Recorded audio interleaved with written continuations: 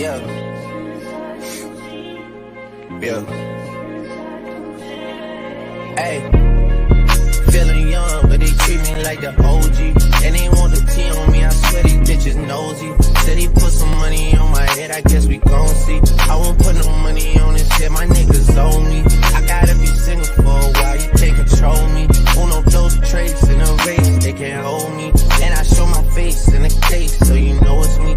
Imitation isn't flattery, it's just annoying me. And I'm too about it.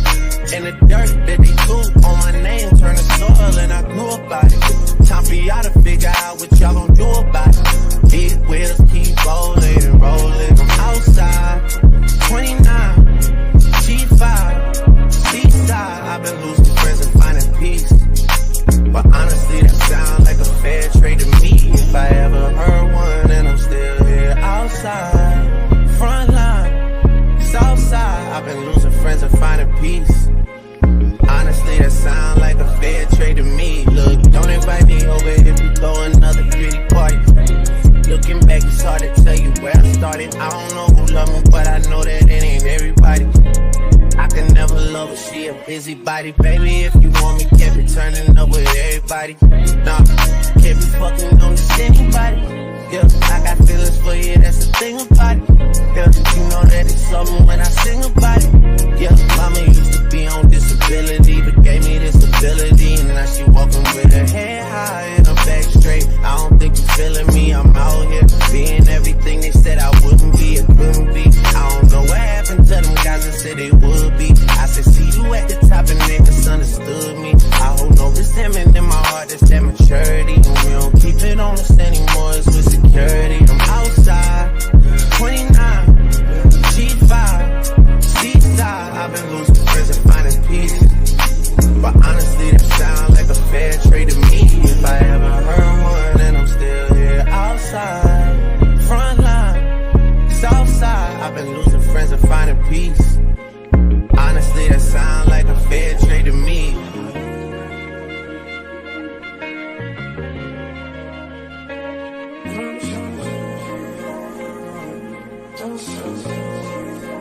Rolling 80 wheels and it'll save you.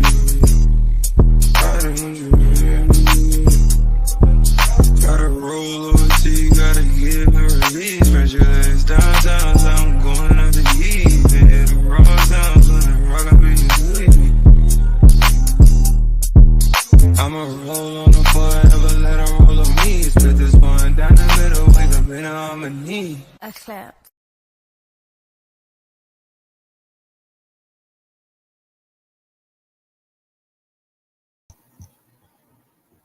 All right, hello to everybody. Today I'm gonna be talking about a couple topics. I sent the link out to some other content creators, and as you see right now, there is nobody here but me. So let me go ahead in the chat and say hello to everybody. If people don't show up, it's gonna be their loss today, because I do got a piece of a receipt I think that I'm going to show you guys for those who are here. And probably what I'll do, well, we'll discuss that later on. So let's just go ahead and get started. I didn't hit the wrong one. That's Pretty Saucy Leo. Hey to my beautiful sister. Young Riza. Probably said it wrong, but you can correct me. My sister Wow, seat up in the building. Love you down. Empress Lonnie, one love. I did see where you responded back on Instagram saying that you were still at work. So that is not a problem. All right. And then we also have the beautiful Muffy in the building. Now, one person I did talk to was Vivian. She said she's on her way. So she shall be here in just a moment. And the three topics that I'm going to be talking about today, and they can all be a little, people getting their feelings about them. Let me just say that. So I pretty much had asked anybody that was going to be a part of this panel today to not tell me how they feel, because I really didn't want to know anybody else's opinion until I did the show, so I could see just right then and there, how do people feel. And that's about the one drop rule. Basically, do you feel the people who are biracial are Black? Some people feel like they are, you know, if you got one drop of black blood in you, then that also makes you black. Some people feel that that's not the case. Everybody has a difference of opinion. Okay, I see. Everyone has a difference of opinion on how they feel about the one drop rule. So I'm going to go over that, and then we're also going to talk about inbreeding, and then we're going to also talk about the jab, basically, we're just going to call it the jab, and autism, and how that can be connected together. So the less of us is here, we can roll through this thing even faster, Vivian, okay? So can you hear me okay? I can. Can you hear me? Yeah, I can hear you. Okay, we got W. Jackson up in the building. Sandy, welcome. Detroit 313 up in the building. Detroit 313, you should be on the link, honey, and not in the chat room. Okay, we got Empress Lonnie One Love. Azor TV, welcome, welcome, welcome, welcome. Okay, so anything you want to say before we get started? Nope, I'm letting you run the show. Okay. All right. So first, we're gonna get started with the one drop rule. So I'm gonna ask those in the chat, and I don't even really need to put a poll up because it's not a whole bunch of people in here. Let me know down in the comment section. The link is not letting me join. I don't know why it's not. Maybe if you're using a different device and you haven't used it previously, if you want to call me on the phone, you can do that. Just call me on the phone. I'll put you on speaker if you want to do it that way. Hey, Chastity. So I'll let y'all put it down in the comment section. How do y'all feel about it? And I still don't even know how Vivian feels about it. Because like I said, I was like, look, I don't want to know how anybody feels about this subject. Or if you want to say if you want to stay in the chat and you want to just comment in the chat, Detroit 313, that's fine as well. So I don't even know Vivian's opinion on it. I'm going to go ahead and tell you guys first. Of course, my phone will ring now. Okay. Hey, sis, you sound good? Yep. Can you hear me? Yep, I hear you. Okay, you're good. Okay, so I'm going to go ahead and tell y'all what my opinion is. And I'm only going to say it a little bit, and then I'm going to play a clip of this video. Hey, Lifted. I feel the people who are of mixed race, meaning, and when I say mixed race, I'm saying one father, I'm sorry, not one father, one parent is black and one parent is white. Some people have different definitions of what they consider to be mixed. If you have two black parents, I think we're all mixed to a certain degree. And that stemmed all the way from slavery. You know what I mean? So even if you have both black parents and their parents are black parents or whatever, we all have something. We all have some stuff mixed up in us. And if you have ever done your ancestry before, you will know exactly what I'm talking about. So I'm gonna just go to you and we're gonna go around like that. Hey, Dr. LaShonda, and just my thoughts. What do you think, Vivian? Do you think the people who are biracial, meaning one parent is black and one parent is white, to you, are they black or are they mixed or biracial? If you have a parent that's black and one that's white, okay, so you are mixed. But guess what? Get in a situation, you're going to quickly find out what color you are. Which means that get in a situation where you forced to choose between your white side and your black side, 9 times out of 10, you're gonna find out real quick that you really are black. I've seen it happen over and over again. Although it's a shame that a child has to deny one part of their existence, but a lot of times it happens. Yep, and I'm gonna get into that in just a few too, as far as like people who can say, well, I can pull my white card and stuff like that.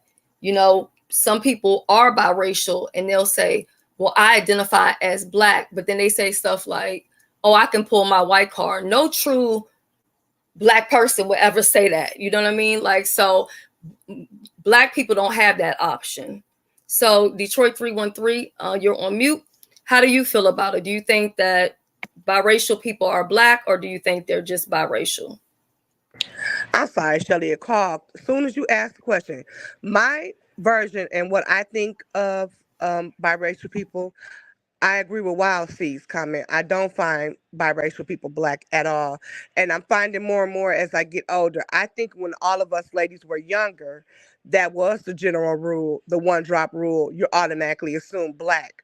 But now more and more, if you look at the NBA, because those are the kids of the Black NBA players who married white women and other women, you're starting to see now, and they're not identifying as Black, they're identifying as mixed or biracial.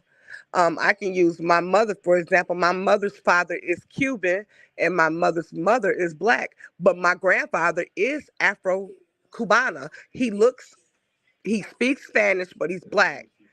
And at the same time, in that case, my mother is Black. She's Black, period. But when you have one white parent and one Black parent, one Asian parent, one Black parent, you can no longer say that you're Black. Now, you identify with whatever your preference or your choice is, but I am finding out that more and more biracials, they don't want to be white. I mean, Black. And I'm going to give you this quick example. I don't know if you remember when Dante Wright, the little mixed boy, was shot and killed in I think that was Minneapolis or whatever, and the officer, wherever it was, and the officer got off. His sister made the comment, because they're mixed. I thought we were light enough where we wouldn't have to go through that. And that's when I started realizing, you know what?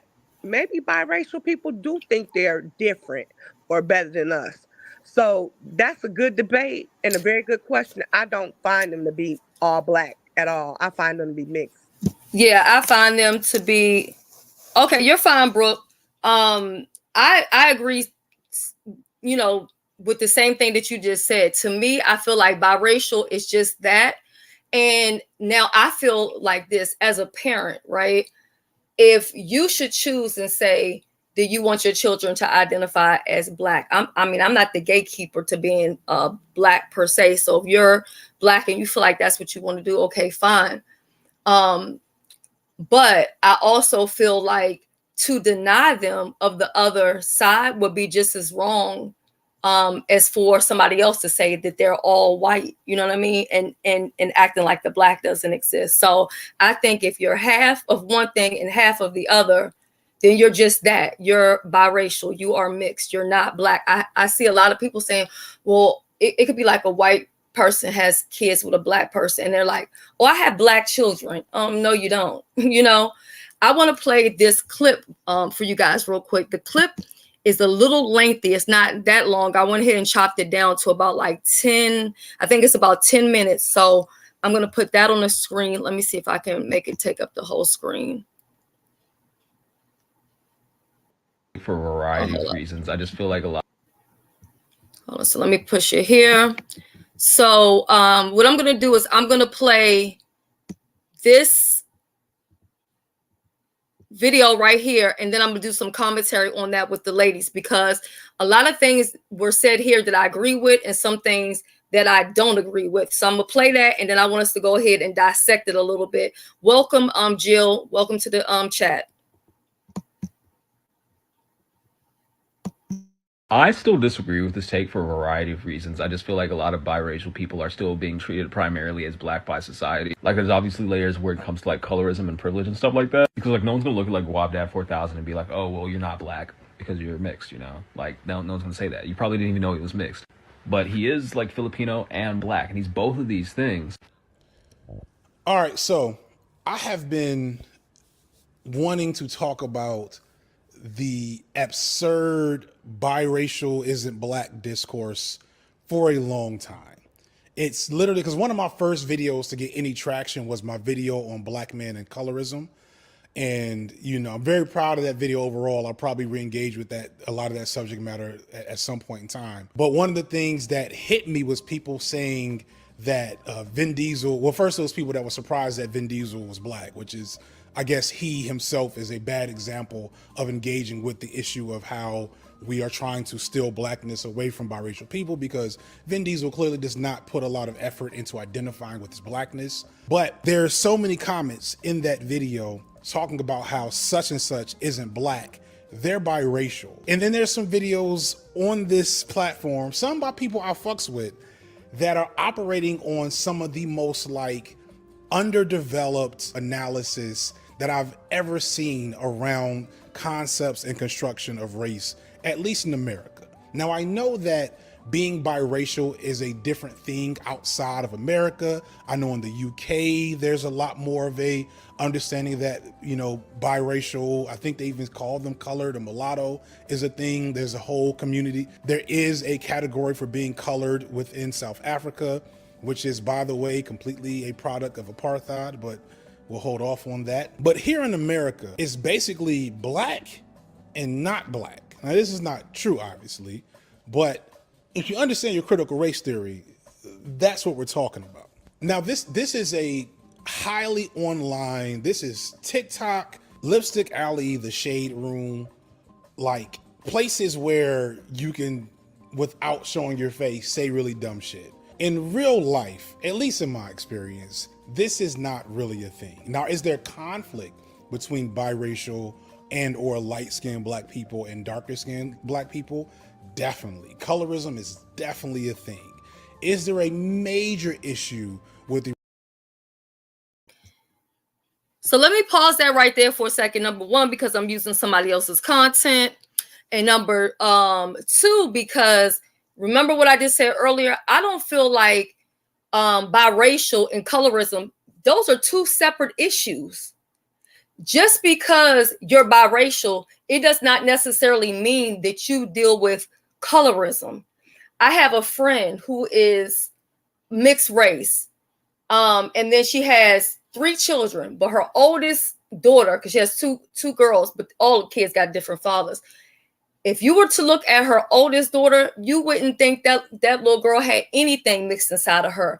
That girl is darker than any of my children, me or any of my kids. You know what I'm saying? Like, she is, when I say chocolate, like she's chocolate. She has really pretty hair. Not to say that black people can't have nice hair, but to look at her hair or her texture, you might think that she was Indian or something like that. So I don't necessarily feel that colorism and being biracial are the same fight, because they're not. You know what I mean? There are people who are all black who deal with colorism. There are some people who are of mixed race and they don't necessarily deal with colorism, because people, I mean, well, they deal with it, I guess, to a certain extent, because they're still dependent, you know, on how light or dark they are. But I just don't think they're the same fight. Is it just me? No, I actually think the two go hand in hand. And the reason why I say that the two go hand in hand, because colorism plays a part in not wanting to claim your blackness or claim your whiteness also. But what I'm going to say, colorism does play a part, because most of the time when you see someone who's biracial, let's just use black mixed with white, their 9 times out of 10 are going to be much lighter than everyone else. Now, Shelly, you are light skinned, and your babies with their beautiful selves are light. And I have seen mixed kids darker than your children, but my kids too are light skinned. I'm a dark skinned woman, and I have light skinned children, 2 of them. So colorism plays a part in that as well. So I personally think that colorism does, because if you want to test, I know biracial people who love to stay with the white side and be white, and that's where colorism comes in at. They know that they have a better advantage when they're being white around white people. When you use your advantage to the black side, you don't have as many advantages. So colorism, they're all entwined into one. Yeah. Well, when he said that, I was like, you know. Now you brought up a good thing, because you brought up my color, right? And here on YouTube, I never heard this until I came on YouTube, right? I heard that I was white. I heard that one of my parents had to be white or whatever, right? But A lot of people are going to miss this. And I think just to be spiteful, I may even put this video up on members. But I'm going to tell y'all what I did bring with me today is I brought my DNA test up in here today. Okay, I brought that just because I know that it would be somebody saying that you shouldn't be talking about people who are biracial, shouldn't say that they're this when you're that too. No, I'm not. And I'm not even bringing it to prove anything to anybody because I've never felt the need to prove my race to anybody. But I am showing it because of the topic and what we're talking about. I also want to tell you guys that you may think that you don't have any white in you or whatever like that. But I was a little bit shocked when I got back my test or whatever like that. And then when I started looking it up, I found this basically like the percentages. I know that's not the right word I'm looking for. Of how much black are black people, right? So from ancestry.com, most black people, quote unquote, African American people are only 65% black. Then when we go to 23andMe, theirs is at 75% black, for the people who do the DNA test. And then we have familytreedna.com. And for them, it is 72.95%. That's how much black they have in them. So I don't know, have you ladies ever did your DNA test before? I did. And I don't find those tests to be very accurate. I don't believe it. I feel like, how can you tell us where we're from based on a DNA and we don't even know where we're from? We have been dropped off throughout numerous islands. You have to go. That's why I'm trying to explain. I have a grandfather who's Cuban. Like I said, he speaks Spanish, everything else. Looking at him, you would literally think this is a nice caramel brown skinned man, tall black man, but he's not. And so to me, those ancestor tests, when I took mine, I know for a fact I didn't agree with the findings. So I said what I'm going to do is I did the first one that came out, not 23andMe, but what was the first test that came out? I thought it was Ancestry was the first one. Right. Okay, yeah, Ancestry. Now I'm going to do 23andMe. I have the kit and everything. And what I'll do is I'll take that test, and then what I'll do, maybe we'll have a conversation again, and then I'll compare the results. And we can go from there, because I just don't think one test can tell me. I'm not convinced of it. The only reason why I feel like, to some degree, something about those ancestry tests, the ancestry kits work is because I've watched some of these, all I do is watch crime shows or whatever. And even this man who murked both of his parents, and they ended up, well, he went to prison. He got out. Well, he didn't get out. He escaped after I think 8 years or something like that. Anyway, he was on the run his whole entire life until he passed away. So his children, they wanted to know more about where their father comes from or whatever like that, because their father just was saying, he was from America, this, that, the other thing. At this time, the father was in Australia, and then he had moved somewhere else, I think Brazil or something like that. I think Brazil first, then Australia or whatever. Anyway, long story short, his son went and did a ancestry kit to see if he could find any of his relatives, since the father had said he was an orphan, which technically he was one, but because he, murked his parents or whatever. And they ended up finding out who that man was through the DNA from his son and then his brother that did the DNA test. And then they were also finding out. So I just don't think that it just doesn't work at all. All right, what up? Hey, Brooke, and hey, Young Rizza. It says it does work. It works on the basis of they collect so many DNA samples from all over the world. You have so many DNA samples all over the world. You gotta think about the number of DNA samples they have from the Congo, how many they have from Senegal, how many they have from East Africa, West Africa, North Africa, South Africa, all over the world. all over the world, United States. That's why they can tell you that you have this percentage of aborigines in in your blood and things of that nature. Wait, can I say something? I'm listening now. You said, can you say something? Yep. I'll tell you what. Basically, though, I'll tell you, I'm not really black, though. I'm more like I'm Pakistani, born in the UK, so British race Pakistani, but my ancestry is Persian because my mom told me there's 7 Persian brothers. They ruled over pieces of land which was in India that time, which became Pakistan. So my family, which is like the tribe I'm from, is Kiani, which is like Canaan in Persia or Iran now. So from there, my family traces their roots to Persia. So I'm either an Arab or a Persian.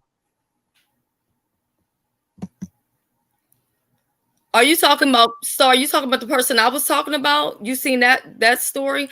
And in the chat, everyone's pretty much saying that they're not accurate. You must trace your genealogy, which yes, that's true too. And Shelly, I'm not saying it's accurate because if you ask me,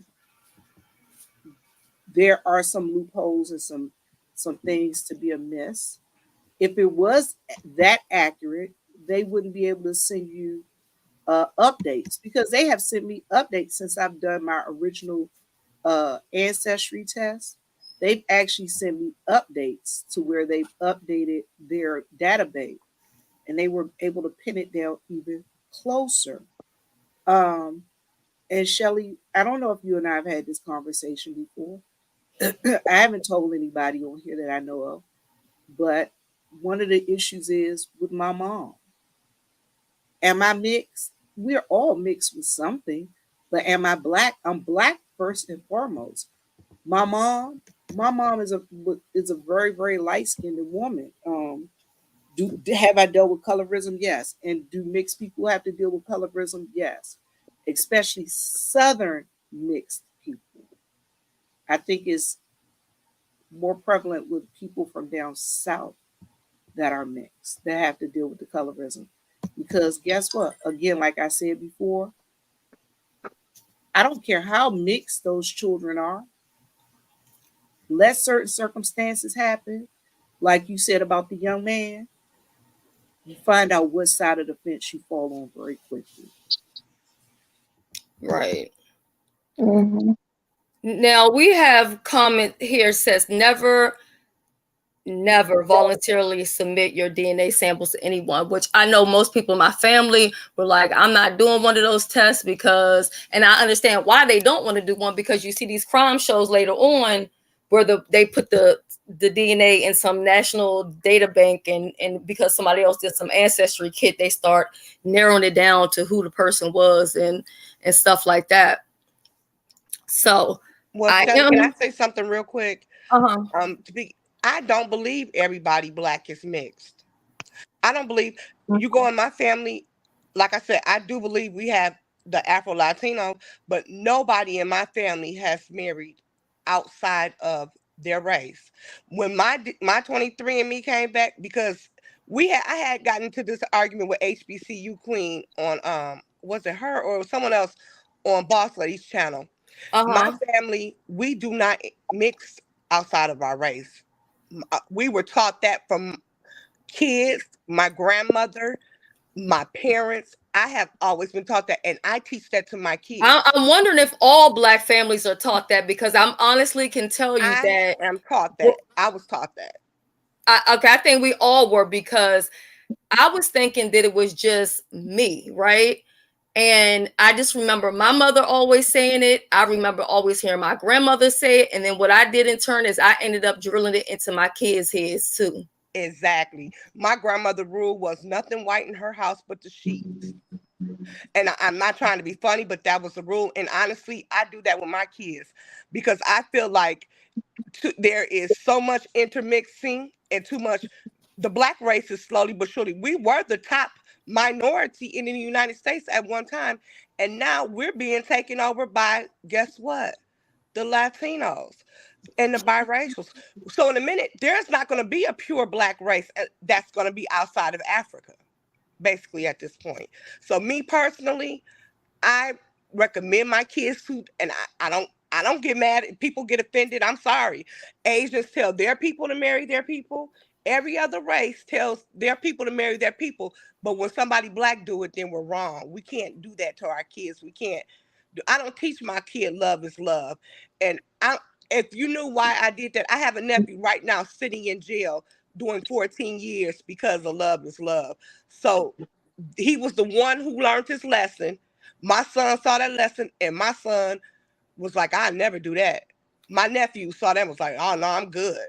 So I think my family, and even when I got my DNA test, I didn't have an ounce of white, nothing in my DNA. So that's what I said. I am going to do another one just to be on to compare the two, and I'll let you guys know. Okay. For me personally, I don't mind. I would marry outside my race anyway. I know that I'm just different. I grew up multicultural, so I was exposed to different stuff, and my family don't mind the race bit. The only thing they care about is the character. How am I gonna do this, that, and that? I don't care about the race. I only care about the character and the faith. Oh, Well, is my Shelly, I is my think with speaker too me, loud? Shelly, I think with me, Mm-hmm. this conversation might be a little bit outside of my realm and my way of thinking. You got to remember, number one, my mom is 91. Number two, my mom is of mixed race because her mother was forcibly taken advantage of, which made her have blue-eyed, blonde-haired brothers and sisters. If you understand what I mean. Yeah. Mm-hmm. So I'm going to sit this one out until we get to the next topic because you know me. Yeah. So I'm Can just you going to guys sit hear this. me? I'm Yeah, gonna we can sit hear this you, one out Brooke. and sit back for a second. Hey, Brookie. Hey, everybody on the panel. Hey, Miss Webb. Miss Webb, I don't want you to sit back out for a minute because I guess what I think I can probably can kind of kick into where you're kicking in, right? Because from the way things that I look at it, anybody that's here in the United States, I don't see how no black person can say unless they have their parents, meaning their mother and their father, comes directly from Africa, can say that they have 100% black in their blood. If they have a light skinned person in their family, they do not have all 100% black African in their blood.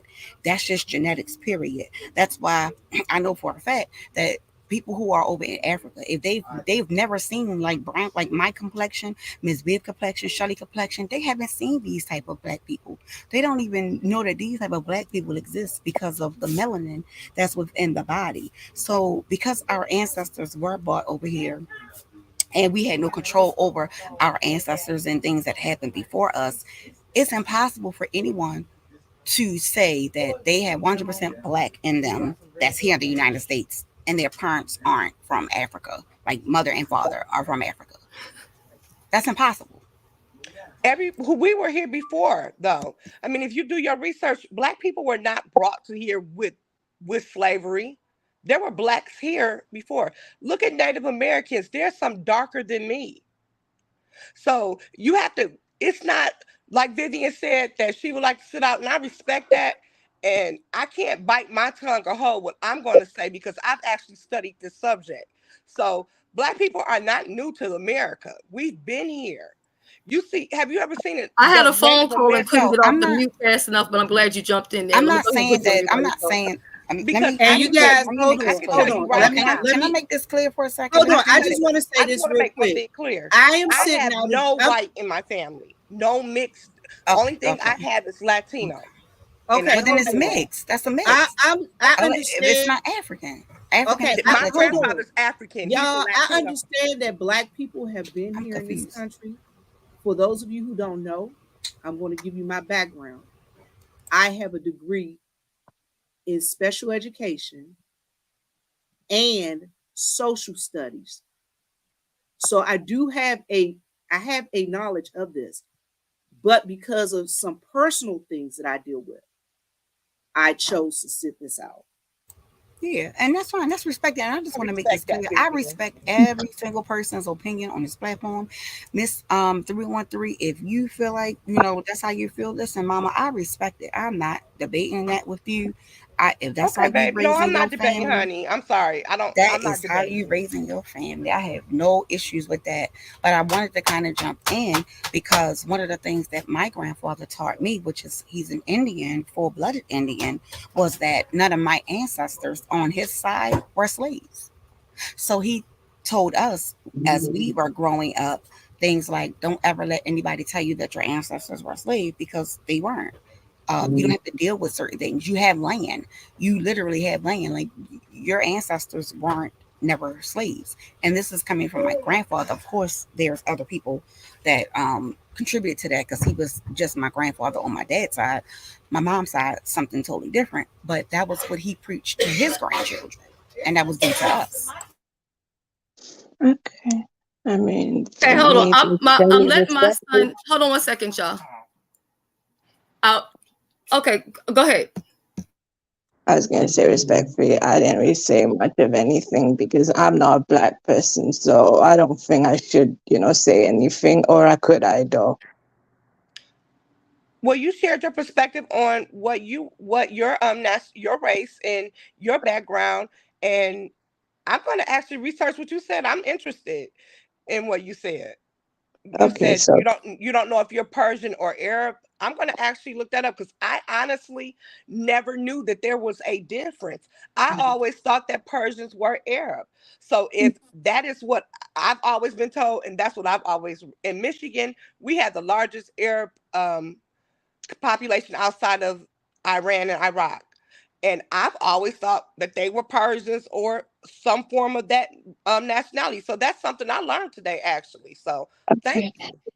You're welcome. I'll explain though my ancestry. My ancestry is basically Persian because in the Persian Empire ruled over India. There are pieces of India that was under Persian rule, and where my family's from, that's where they fell under. There were 7 Persian brothers. They had families in that land, and after that, my one of the ancestors there that is they trace their roots to Persia because of the 7 Persian brothers and their families.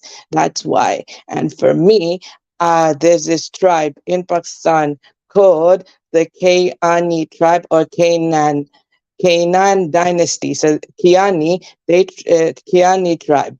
They trace their roots to the Canaan dynasty in Persia. So that's why Pakistanis are either Persians or Arabs because they either have contact with the Arabs or Persians. Yeah, Arab is not a race, but what I am gonna do, I do thank you for coming up. I'm gonna take you down since we already have so many people up here, and we also have the video that we did not finish. And if not, then we'll be here all day. So I will just remove you down. But thank you for coming up. Yeah. All right. Okay. So I'm with Simone on what she said. Nobody in the chat, Brooke, nobody in the chat is going, but what you talking about? Said you talking to me? What you say? Yeah. Nobody in the chat is going by what? About what you said about the history thing. Where did you learn that at? In college. Did they go to college? I went to college and I went. I I have took three I degrees. took African. I took African diaspora. That's how I learned that it But wasn't. you do know that no matter where you go to school at or whatever the case may be, you know that history is not set up to People Favor us. to give us the right information. I mean, if you listen to exactly. history tells you that Christopher Columbus discovered America. What you going to? Yeah. See, here's the thing. See, this is one of the issues that I have. People like to debate another person's opinion when they don't know what the truth really is. You're entitled to have your opinion, bro. I didn't say you Absolutely. couldn't have it.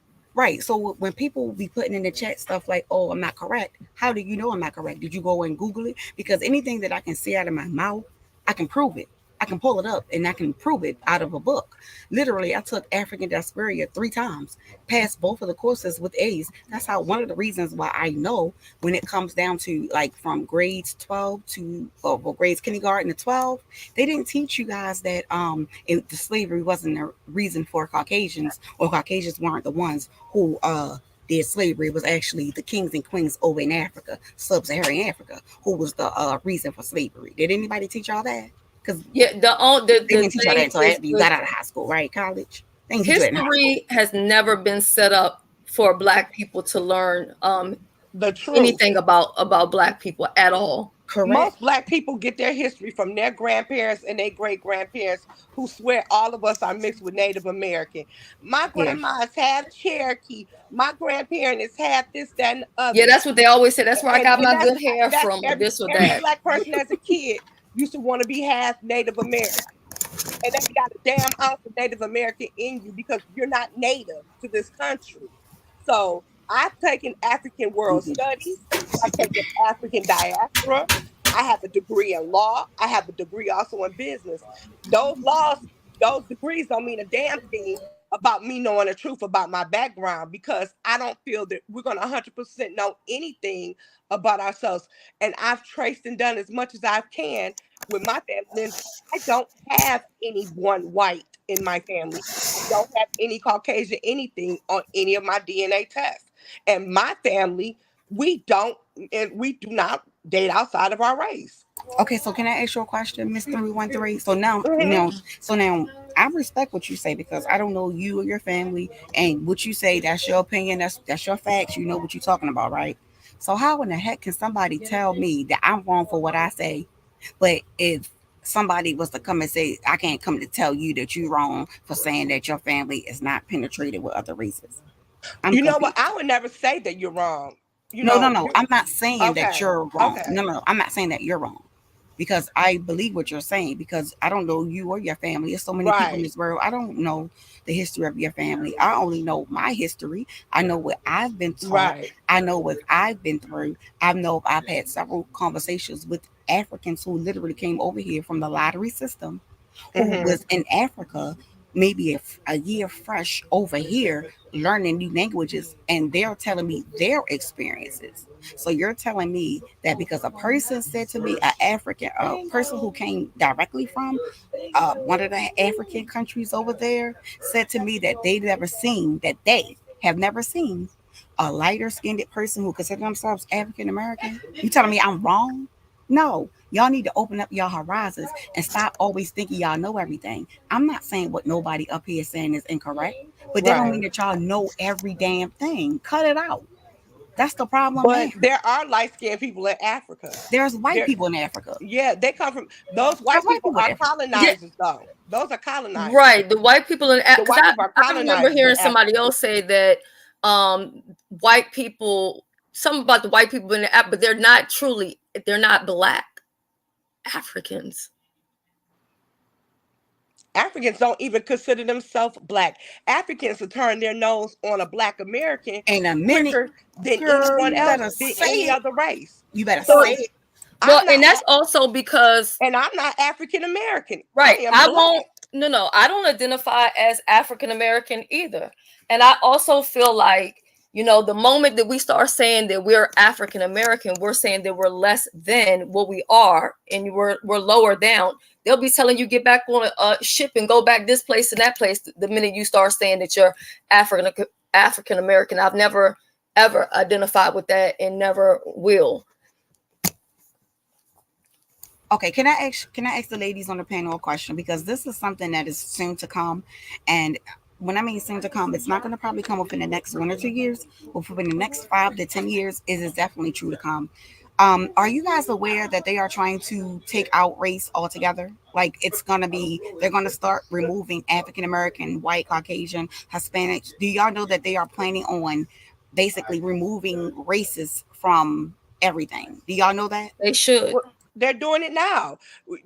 They taking away African American studies from the kids. Look at all the states that are doing this. In Florida, they can't even study and learn about the truth about the slave trade that was brought here in America, because they don't want the white kids to feel bad about the things their ancestors did. So slowly but surely, they are taking away. They're taking away our history. They're taking away the truth, and they're taking away race, period. So that's what they're patrolling it under. But you have to look at every policy that they're changing in every rule. It doesn't hurt. It's not equal.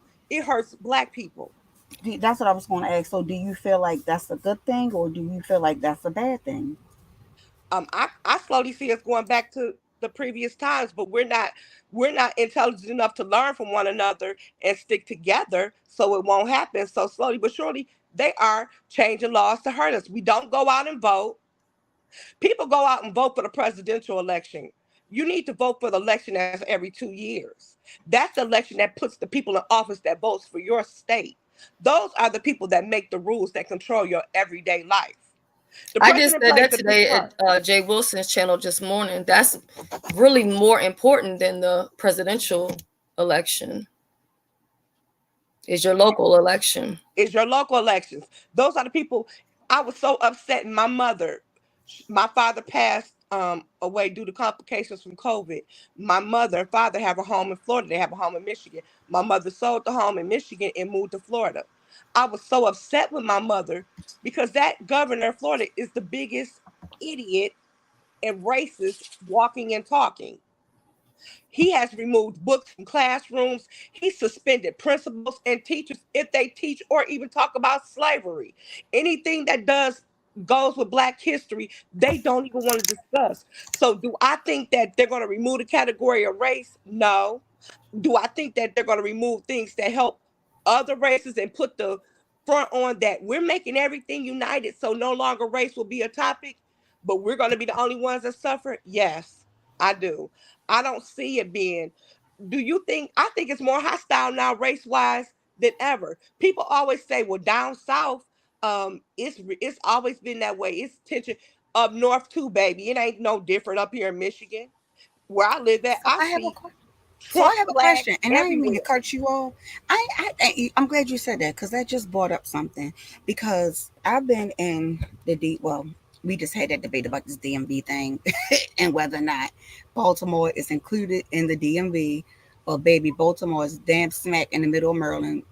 I don't see how it ain't. But anywho, Baltimore, being technically the South, technically it's in Maryland, but it's still kind of sort of up north. My interactions dealing with racists or like white people or like dealing with those type of things, even with the colorist thing, it's like zero to none. So when I tell y'all last year, when I got on this platform, we were talking about colorists, I really felt like, what are y'all talking about? I never experienced this, to the point where was not, I was unintentionally being, what is the word? I was saying things that some people thought were offensive, to the point I never been through it, so I know that it was offensive. I never had to deal with it just because my skin is a fair colored skin. I never got treated any differently for that, right? But a lot of the stuff that people down south dealt with, like far as in women my age, I've never dealt with that. I've never seen it. Well, I've bro, never encountered it. bro, can I tell you this, sweetheart? Uh-huh. I'm going to say this. Maybe I was You sheltered. I don't know, but I never okay? dealt with Listen to what I'm about to tell you. You dealt with it. You probably didn't know you dealt with it, because I'm going to tell you the difference I find between and me being from, y'all know I'm from the DMV. I'm from Southeast DC, Anacostia.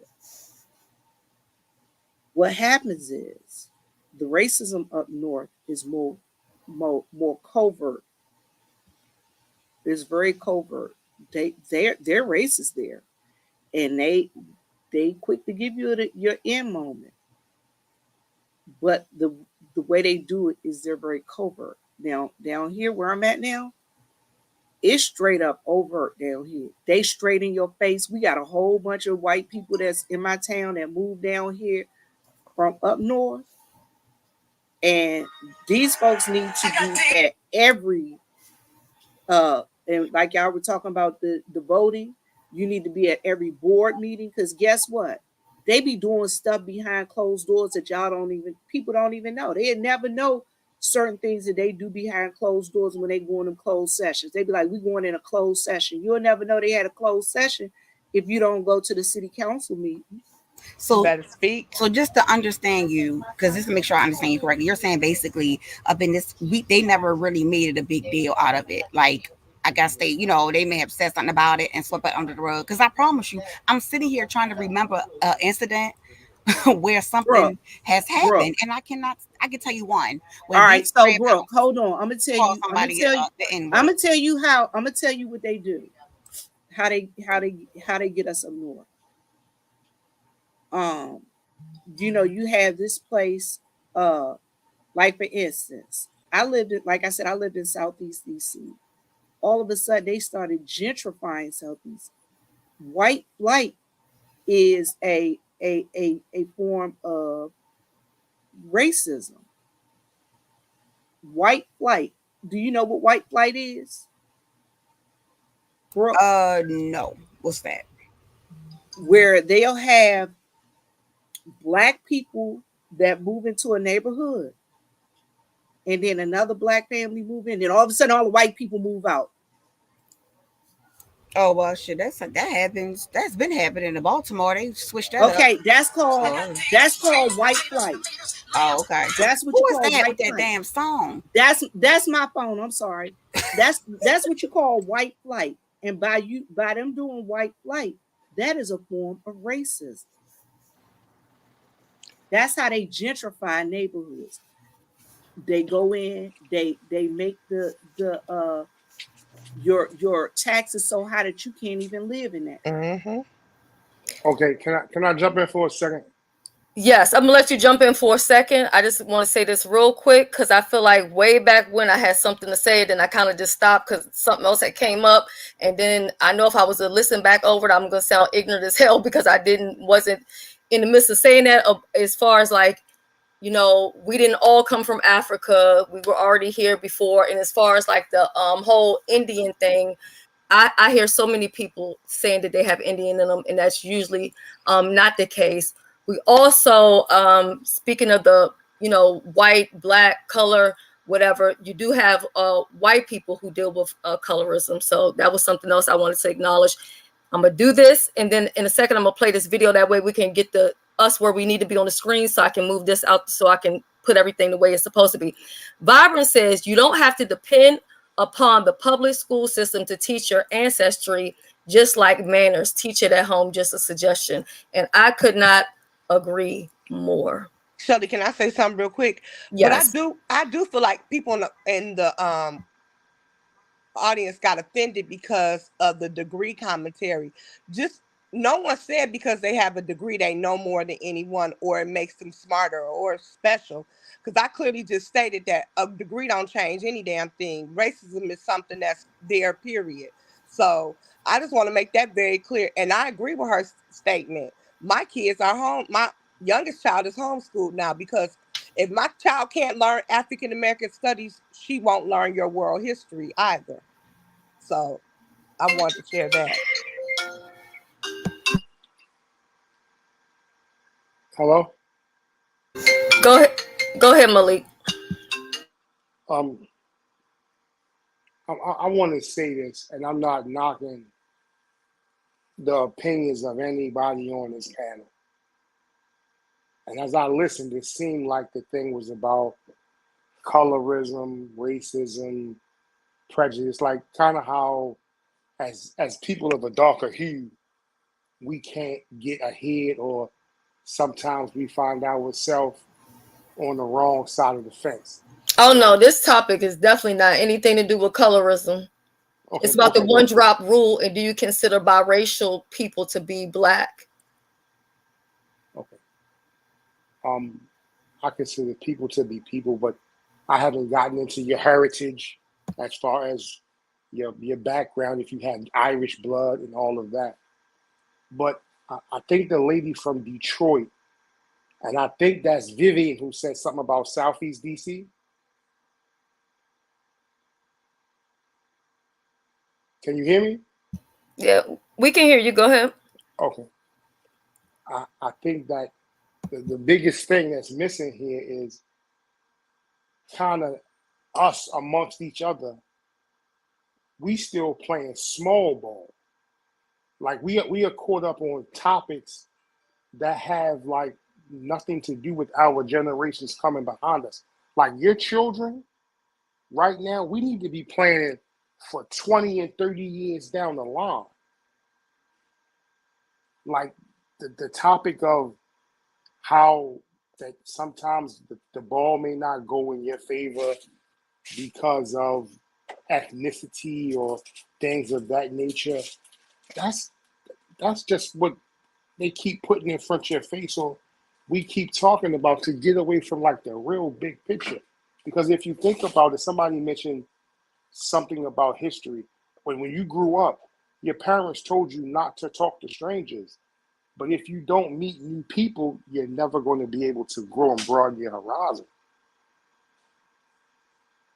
So some of the things that I guess if you want to call that transpired through history, we kind of got to keep to the back and not bring to the forefront, because some of those things, due to the time, we can kind of discard. As far as I think Brooke said something about because you're up north, she hasn't experienced certain forms and fashions of, I don't want to say she said racism, but just not being caught up or being able to advance a certain method, so to speak. It's a lot of those things, like Vivian said, they right in front of your face, but you just don't realize it. Like that whole white flight thing she mentioned, it's happened here. But what we look at it as, well, I don't necessarily want to continue to live where I live, nor do I want to be amongst the people I've always been amongst. Like the whole downtown Baltimore has totally changed from what it used to be, because you have the I'll say the well off or above class, who are many different ethnicities, who have moved downtown, and now you have a lot of those who are less well off and of different hues who have moved further out because they can't afford it. Not necessarily they can't afford it, but they don't feel comfortable because they feel ostracized. And sometimes it's not meant to be that way. It's only how you feel within you. So you can't necessarily take somebody coming into your neighborhood as them making you feel some kind of way if that's how you feel about yourself. And I'm not saying that anybody on the panel or anybody has said it that way. That's just my viewpoint. Like, I'm from the hood in Baltimore. I don't necessarily want to live next door to Mike, and Peanut, because I know that Mike, and Peanut gonna have a cookout and leave the trash outside. They're not gonna discard their trash properly. So as I've gotten older and I've gotten wiser, it's just certain things I don't put myself in that category, because I know better and I want to do better and continue to evolve as a person.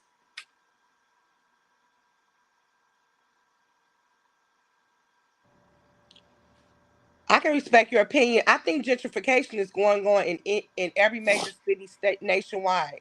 In Hold Detroit, on. I'm sorry, Detroit 313. I thought I was still on. I thought I had took myself off of mute and I was just talking. Hold on one second. This is what I want to say. I don't think that we can. What did I just say? Because now I got discombobulated with that. No, I said we can't stereotype. We can't stereotype.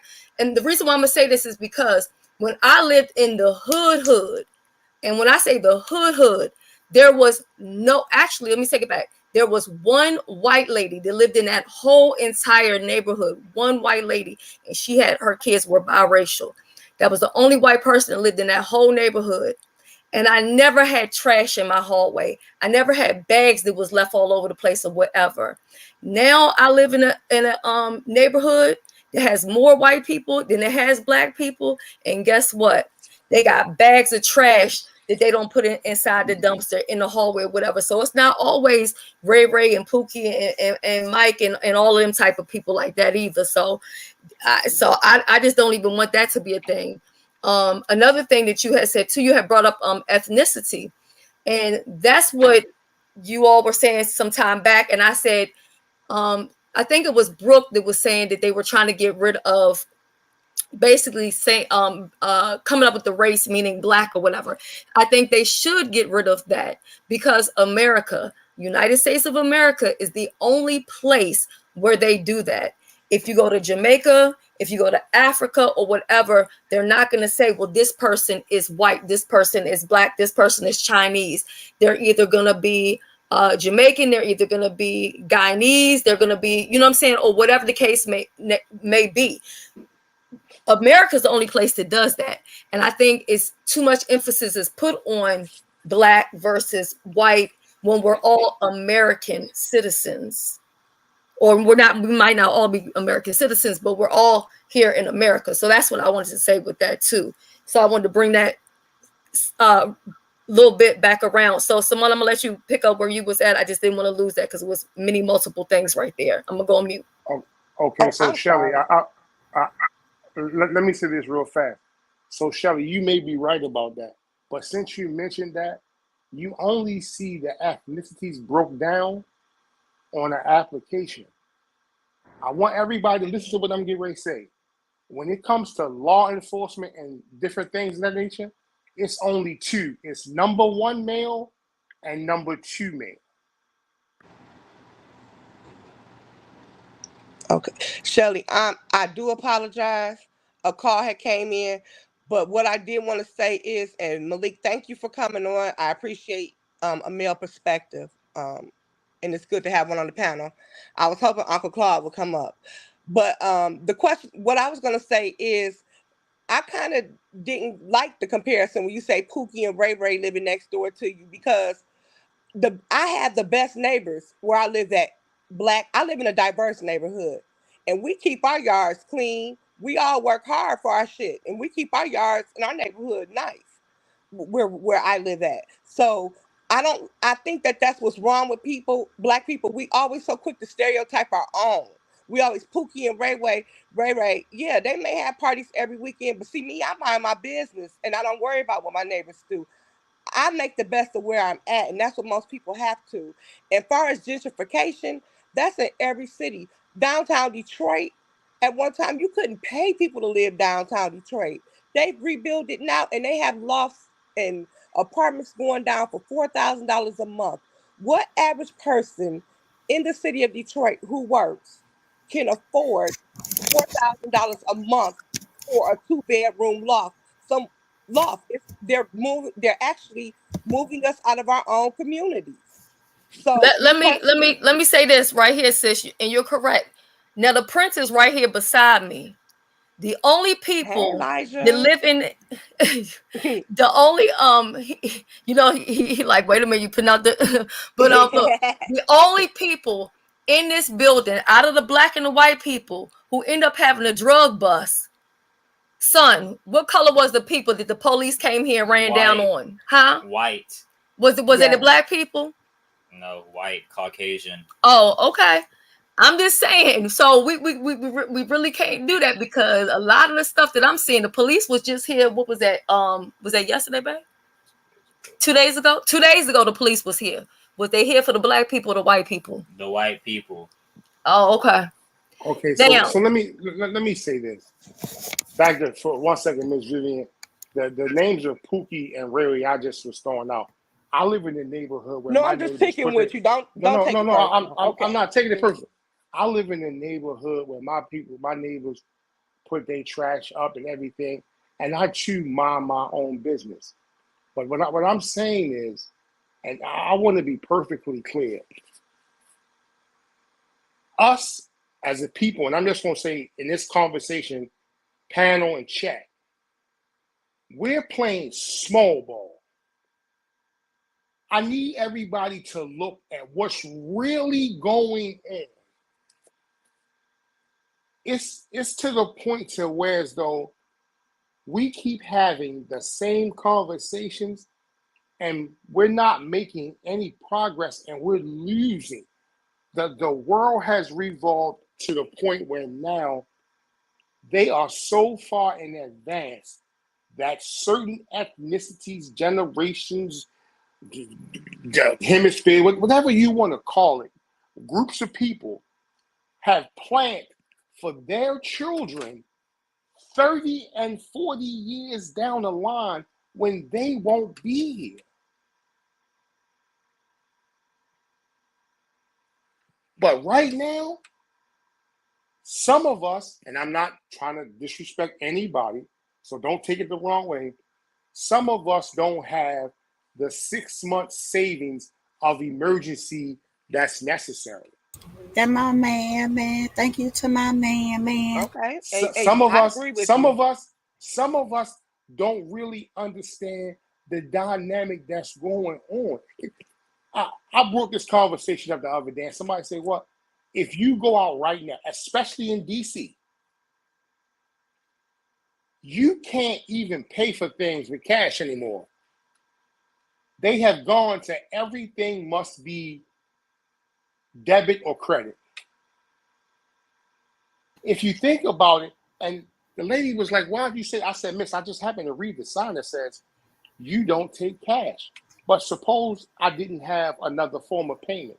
Yeah, that's been going on everywhere, and I feel like that all started since COVID time. Right. They didn't want to exchange with the dirty money everybody had been touching and doing all that other kind of stuff. So they were trying to use make it a less way to contact each other. That because actually, to be honest, most places I know here before COVID, they was preferring that you use cash versus a credit card because they have to end up paying a fee through the bank.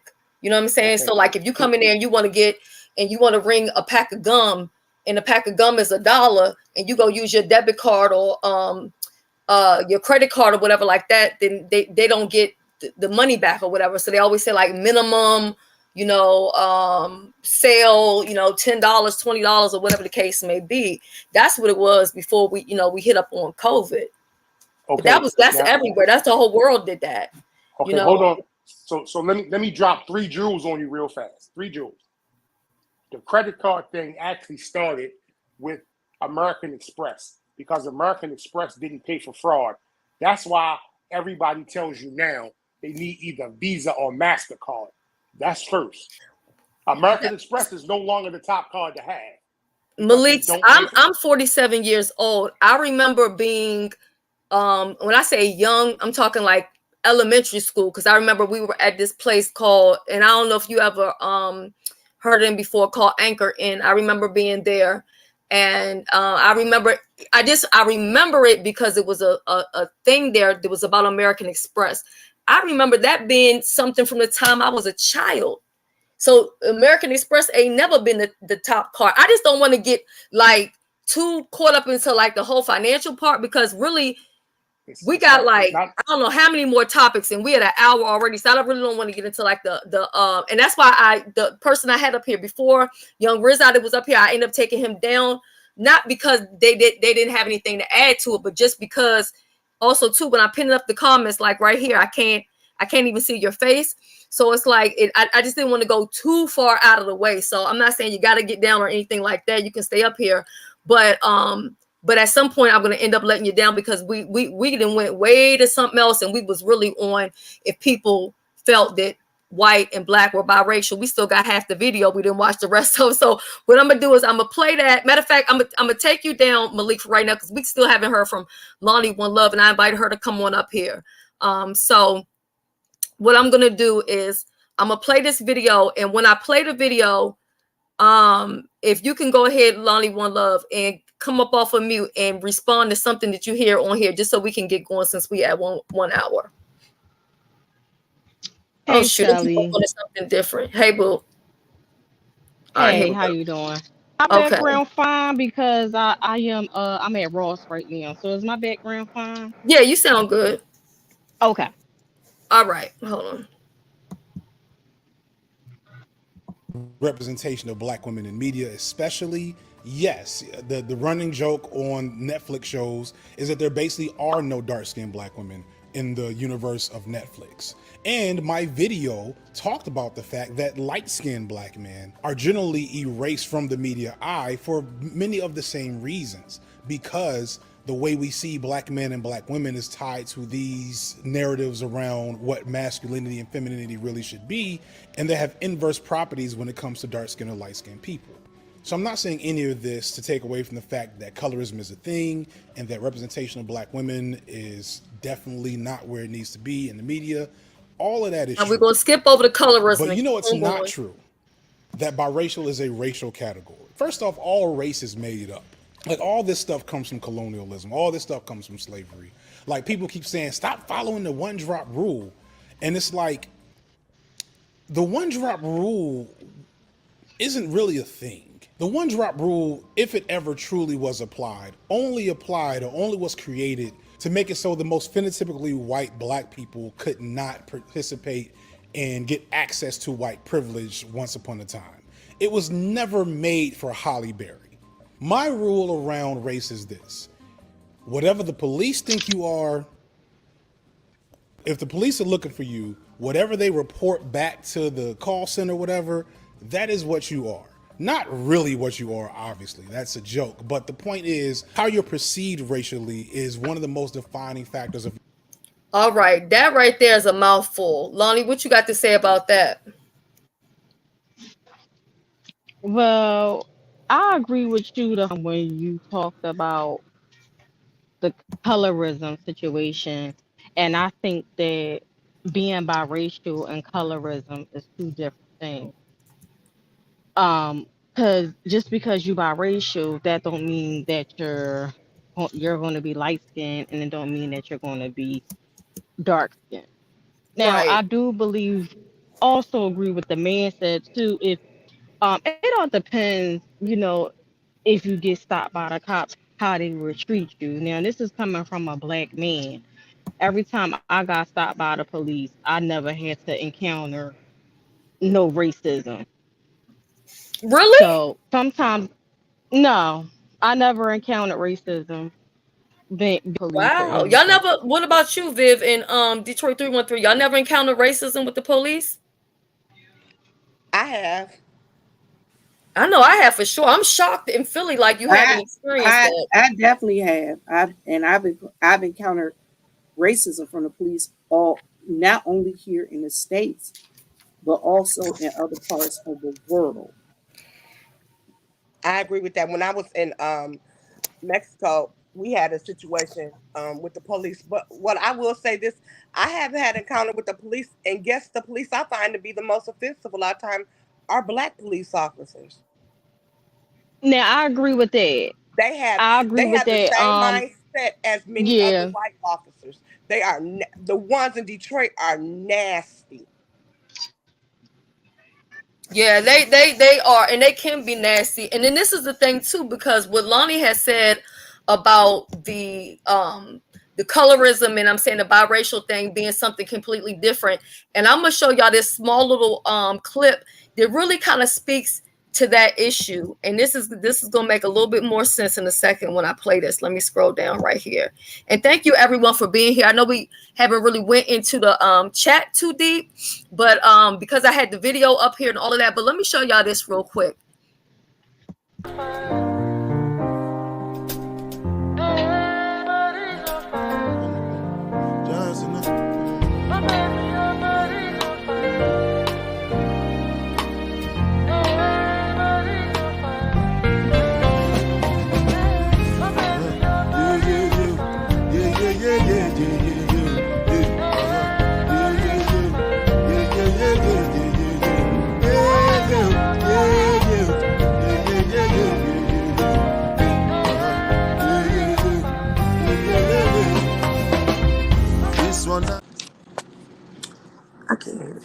You look at, and maybe you wouldn't know they were mixed with something. Some of them you wouldn't even know they had any black inside of them. You know what I'm saying? So it's like, if the police pull you over, maybe you could pull that white card. But then with some of them, you get like when people would call me and say that I look like I'm white and all the stuff, they would say that on YouTube or whatever. And I'm like, when the police pull me over, you know what they see? Another nigga. That's what and who they see. You know what I mean? And I'm gonna show y'all something right quick, even though y'all said you gotta learn your genealogy, which I agree, because that is different from the ancestry, which the DNA, which can connect you to somebody you're related to. So I get that. So I'm gonna go ahead and show you what my ancestry says.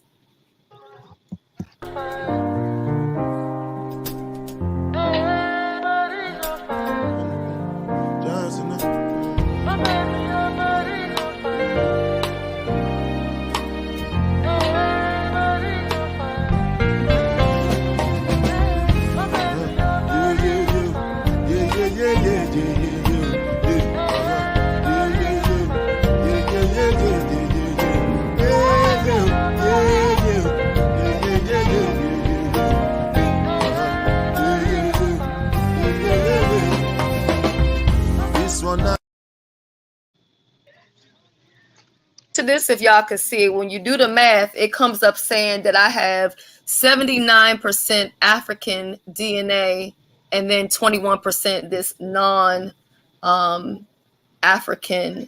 DNA.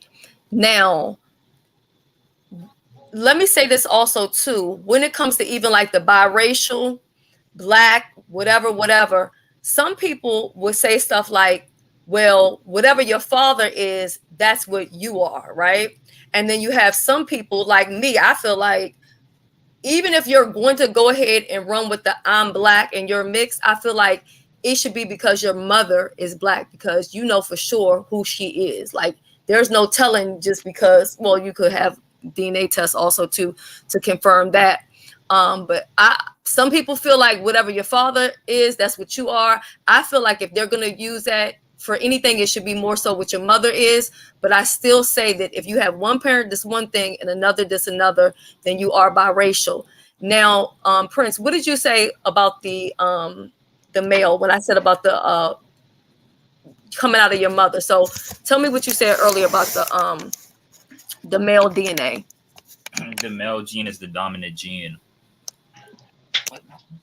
The black gene is the dominant gene. Right. So the reason why he's saying that the one drop, some people feel like the one drop is so powerful is because the black gene is more of a stronger gene. Now, where'd you learn that at? Did you learn that at school? No. Oh.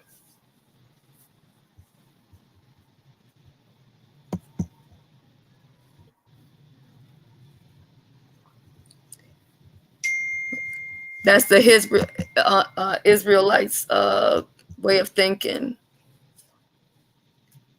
Okay, Lonnie, you have anything you want to add to that?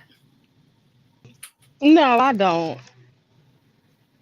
I think it all depends on a certain situation. I don't know too much about genetics and DNA, and I think it all depends on the parent.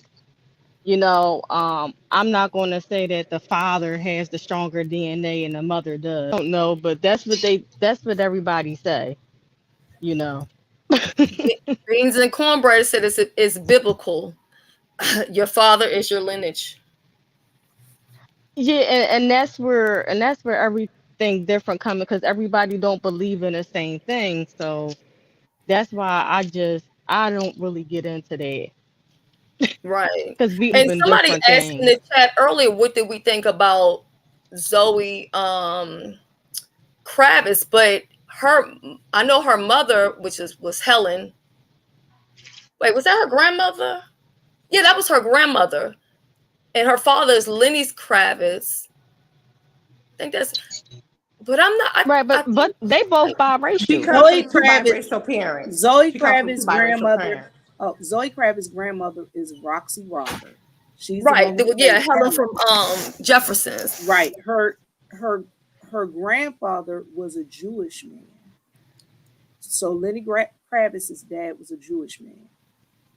Right. Both her parents are biracial, right?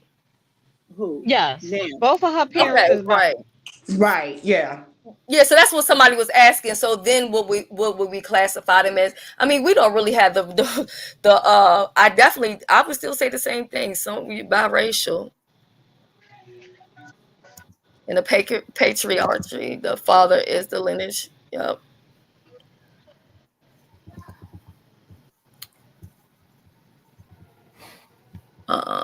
Well, I'll say my doctor's from Pakistani, and he has very dark complexion, and even with Asian people, they deal with the colorism or whatever. Even though, like I said, I don't really want to get into a colorism thing, but you know, complexion is in everything. Even with white people, Asian, Right. Hispanic, and even with the Afro Latino. It's a way different from the regular Latino than the Afro Latino. You have texturism with hair. I mean, all that stuff just goes and goes and goes and goes. Right. Well, I was gonna say, Shelly, I don't know who was on a panel, but I was listening when the lady came on a panel, and Hmm. Africans traveled the world. They've been traveled the world. Right. So that's why you have all these, around the world, you got people that look similar to us because of, they was, travelers. It was Africans already here in America before slavery. Right. Just like That's you have why. some. Do you notice with some black people how they have, like my mother and my oldest brother, they both have what people would perceive as chinky eyes, right? And people used to always say, Right. oh, you must be mixed with some type of Asian or this or that. But if you really look, most African people, they have the same eye, maybe not as slanted, but yes, they have the same chinky type eyes. So a lot of it is just from just lack of knowledge. But as we, Shelly, yes. can I tell you a quick story real quick? Hmm. I used to have an Asian lady that used to do my nails. Lady asked me, was my father or mother white? I asked her, why would you say that? She said, look at your nose. Your nose is more pointy than mine. Your eyes are more almond shaped than mine. It's like both my parents are black. That lady's so Asians look at our facial features and think of the same thing. Oh yeah, no, they do think it because they have actually approached my mother and my brother and asked them like where they was from, if they had a little bit of them up inside of them. So yeah, I'm not gonna lie, I've heard Asian people say that myself. So yeah, they do be asking questions like that. Look, the Sim said everybody is black. Boom, discussion over. I agree. Or as I always tell the prince, if you ain't black, you're white. Story over. Yeah. I'm sorry. Go ahead, Viv. No, that's all I was saying. And I always thought that that was the funniest thing to me. It's like, why would you say that? She was like, because your nose and your eyes. Well, do you know Asia is the best place to go to get plastic surgery? Korea and Vietnam. A lot of people go in Thailand. My friend went there, and I had a cousin. I don't want to tell her about her experience, but who got her boobs done there. Oh, But wow. girl, because one point east and one point west, so Mm-mm. I wouldn't recommend going there. But I wanted to make everybody laugh a little bit. But the thing is, they are very in Asia, like Korea. They're very into bleaching their skin, fixing their nose. Um, and a lot of people from America go there because it's cheaper. My friend went there and got her nose done, and she only paid $500, whereas here she would have paid like 25 or 3,000. So they're very much into color. They try to go to more of the whiter side. The K-pop people, those little singers, that's why they look like white boy bands because they really in Korea are complexion is a thing there. So I could believe everything Viv said about that. Well, you know what? Even and because I live there too, Jamaica. Colorism is, or bleaching skin is not something that's really like frowned upon like that. Now, Itzy, I don't know. I'm quite sure you know the little part of when you in Spanish Town, like you going to Old Harbor and you get right before you get to the roundabout. I can't believe this guy, this right on the street, this sells like the fish in the bag or whatever. Now that's how you give directions. Well, at least how I give directions in Jamaica. I be telling my friend, go over there by the roundabout, boom, boom, boom, boom, where they sell the jelly donuts. So right where the jelly donuts be, in the shrimp in the bag. This one man, he has been in that same spot for years, in the same spot selling those shrimp. And during the day, this man be having on like winter clothes, covering up his skin because he don't want his skin to get dark because he be out there bleaching. You know who I'm talking about?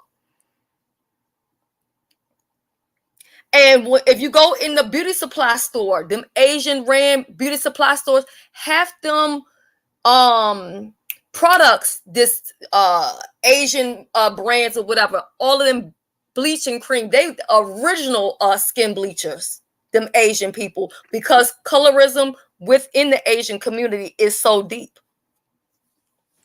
It's very deep. I've been watching several documentaries on it. It is very deep, and you wouldn't think that. You would think that the Black community would be the only community, but it's in every community. It's in India, Asia.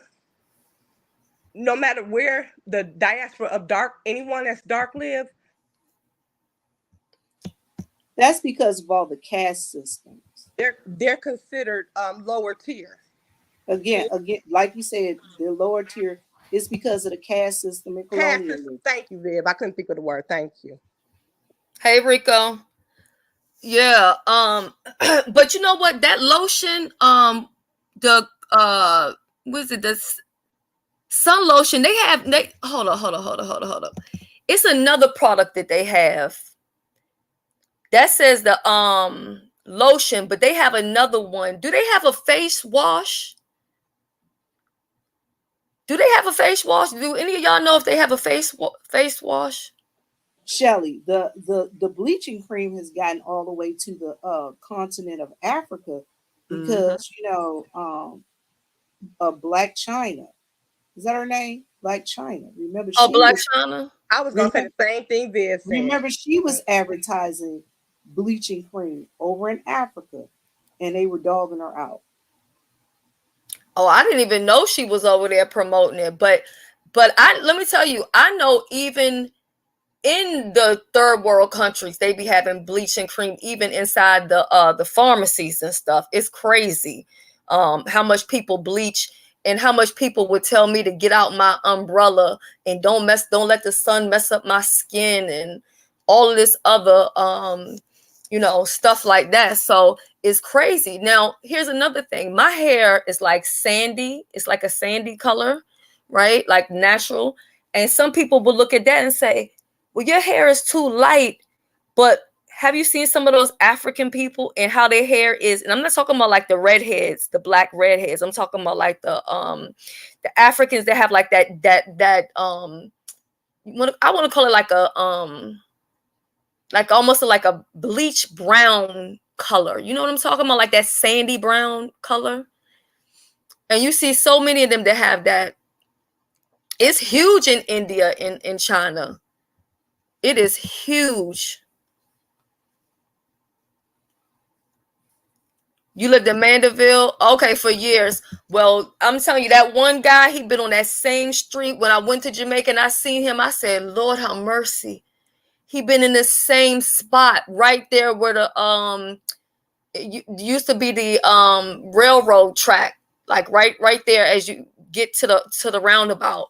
And during the daytime, he be out there. He got the towel over underneath the hat over his head and all that because he don't want to mess up his bleaching. You got some people that don't even want to come out during the daytime because they bleach and they don't want to mess up their bleaching job that they did. You know what I mean? The other thing you got to look at, Shelly, and I looked at a documentary in reference to Jamaica where they have a lot of young women and young men who have bleached their skin so much that now their skin is thin and things of that nature, and they're getting all kind of bacterial diseases and things of that nature because of the bleaching. So bleaching. Oh yeah, they even use curry. Some of them use curry. Some people use toothpaste. They use all kind of crazy stuff. But they also treat people who are light skinned naturally. Like somebody like me that's light skinned naturally, I will get preferred treatment over somebody that bleached their skin because they say, "Oh, you're original brown and you didn't bleach your skin to get that color." So Artist Vibes Cartel, and Vibes bleached his skin. He looked almost like a white woman. When he, if you Google him and look at him and look at how he looked now, I think he's in prison now or something like yeah, that. he's in prison now, but he's, Yeah, you Vibes know, bleached himself. And the woman he was dating, she did also. That's why on Love and Hip Hop, the singer Spice, she came out with that white suit, like she had painted her skin white. It was because of that yeah, when she situation with was Vibes. beefing with I think it was Yeah. Lisa Hyper. I think it was Lisa Hyper she was beefing with at the time. But yeah, he was always promoting out there cake soap and all that stuff, the bleaching his skin and stuff. Teacher. Yeah, but so yeah, I just out to me, I've never looked at myself. Well, first of all, I don't know how much lighter I could get, but I mean, I can't be in the sun. Remember we talked about that before, and so sometimes I start to feel like, you know, I don't have a problem being out. Like if I didn't have a medical reason why I couldn't be out in the sun, I don't have a problem with my skin getting darker. But because I can't be out in the sun, then that's just it. But I would never like, oh, I'm gonna walk around with an umbrella, or I'm gonna walk around with a jacket over my head or whatever, you know, because I don't want to get darker and stuff like that. Well, I'm my parents' darkest child. I have my parents are, my dad's was light skinned. My mother is light brown. I mean, she's not even close to dark brown. My sister is light skinned. My younger brother, we're just all different complexions, but I'm the darkest child out of my parents. And I'm not dark skinned, but I consider myself a dark skinned woman. And like I said, I've experienced colorism. I've experienced one guy told me one time, and I told the story on James' platform years ago. We were at a party. I went with my sister. My mother was an executive at AT&T. She was their boss, and they threw a party. And I came to the party, and my sister worked with her. And me and my sister were sitting at a table, and one of the employees came over. He was like, "Oh, hi, who is this?" And my sister said, "Oh, this is my sister, Simone, blah, blah, blah, blah, blah." And he looked dead at me in my face and said to me, "Oh, you must be the milkman's baby." Because I Oh yeah, see I my hate when mother's people say father. that ignorant stuff. And he said, and now this was not even about 10 years ago. He said, "You must be the milkman's baby." And I was Well, you know so what they say, offended, mama's baby, papa's maybe. but I look just like my dad's mother. That's I look like my mother and father. But the part that was so assaultive was he didn't know me. So he was like, "Oh, I was joking." So I'm mad now. I'm ready to fight him, hit him across the head. I was just upset. Because I'm like, wait a minute, my mother, your boss, what are you saying about my mother? So when I got home, I told my mother. So when she went to work Monday, she called him in her office and corrected him. She told him, first of all, you don't know my child. You didn't know her well enough to say that, and you don't know what she's gone through all her life for you to say that to her. So me personally, the colorism thing, I've been affected by it. I've been affected by the one drop rule. Hell, people thought that wasn't my daddy. He was too light to be my daddy. So all this kind of plays a part back to the original topic. And it's sad. I wish that we weren't torn apart like this as a community, because no matter what color you are, you're beautiful. A black woman can have the fact a black woman can have a baby that's almost white is amazing to me. But people don't think that. Right. And Liz No, is right about the hyperpigmentation. right. And black women do suffer a lot with that. I know with me, I got really dark circles around my eyes, and I look like a raccoon with no makeup on. And you know, especially with me not being out in the sun, that doesn't help. So what we're going to do now, we're going to slide into the second part of it, this thing where we wanted to talk about the inbreeding, right?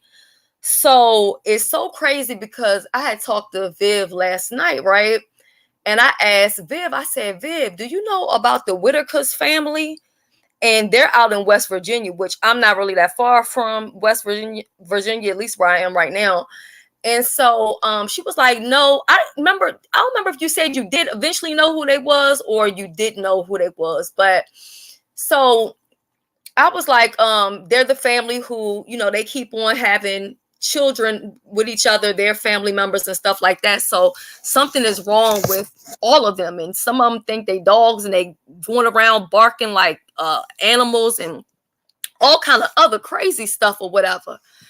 So then me and Viv both being from the DMV or whatever, I said, Viv, Viv said to me, Shelly, what's the name of that other family? And immediately I knew who Viv was talking about, right?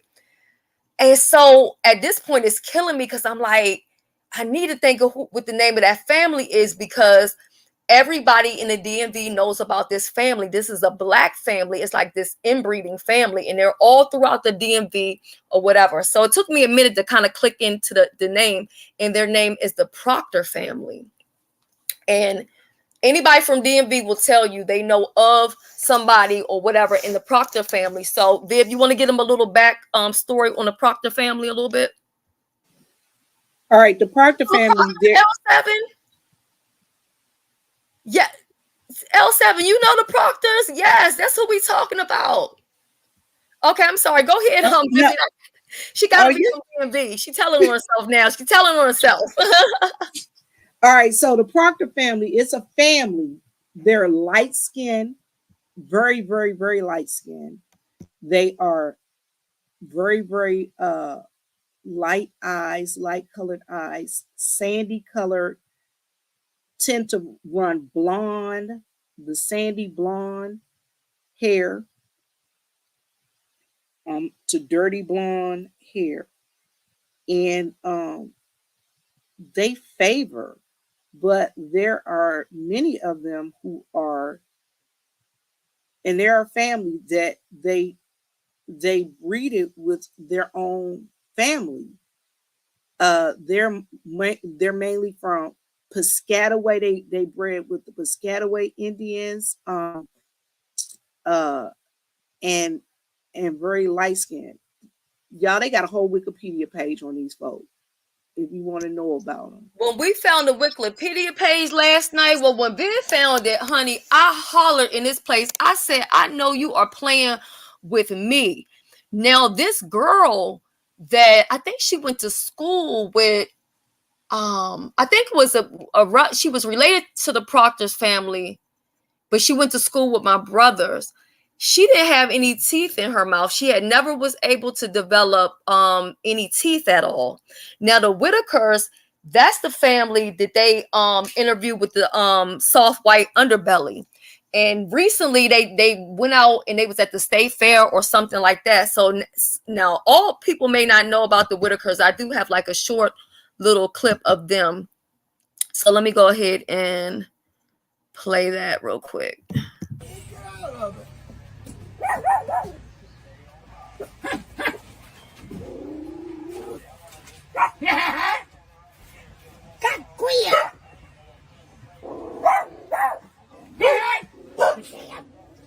So what are your names? Ray, Lori, Timmy. I'm sorry. Who's this? His name's Ray. Ray. I remember Ray. I photographed you, Ray. Do you remember? Years ago. And your name is? Lorraine. Lorraine. And Timmy. Yeah. Now you guys grew up here in Odd, West Virginia. How many years have you lived here? All her life. All my life. You're you guys, I mean, did you go to school? You did?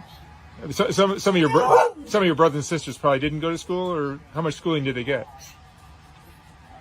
They didn't wish school long, but he graduated. You graduated from what? We were from high school. You went to high school, Timmy?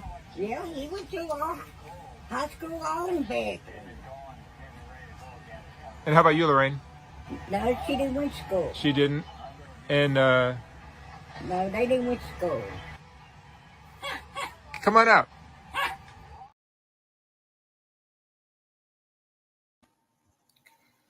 All right. Did you see the comment? Viv L7 says. She Ain't says, that what I told you? Special education teacher, and she taught many proctors. They inbred so they could maintain their light skin. Shelly. And they were all light skinned too. Yeah. Shelly, What did I tell you about that man and that lady that used to work, that used to live at the apartment building that my Yeah. brother-in-law worked at? And I told you I ended up teaching a bunch of them when I taught special needs in Southeast DC. It's crazy. Now, I don't know if y'all know, and she was saying no shade to them, but they're well known in Southern Maryland, and they are well known, you know. I don't know if y'all know the channel Since Day One. Do any of y'all follow Since Day One? I follow Since Day One. Is that the one who do the young boy? Yeah, she does a lot of Yeah. young boy.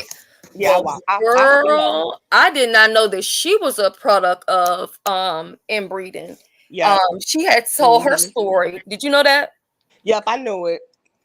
Yeah, she said that's why her daughter, well, she thought maybe that's why her daughter had Down syndrome. Her oldest daughter, the one she didn't have. Yeah, and I didn't even know, girl, yeah. Yeah. Because I never really had followed her vlogs all like that. But yeah, I was listening to her story and I was just like, you know, and I don't ever want that to get confused with people who get caught into those situations and they're not consensual. Like I had a friend, and so her mother's father was also her grandfather. You know what I'm saying? So something like that is not something where they're saying, let's do this so we can keep good hair, or we can keep light skin, or so we can do this or we could do that. And then you have a lot of, I think it's Pakistani too, where a lot of the first cousins marry each other and stuff like that. And then they end up having a lot of, well, I ain't gonna say not all, but some of them have children with special needs and stuff like that because they're first cousins. I watched this show the other night and it was husband and wife. They were first cousins. And then his brother also married his wife's sister. I mean, I'm like, this can't get no more sicker. You know what I mean?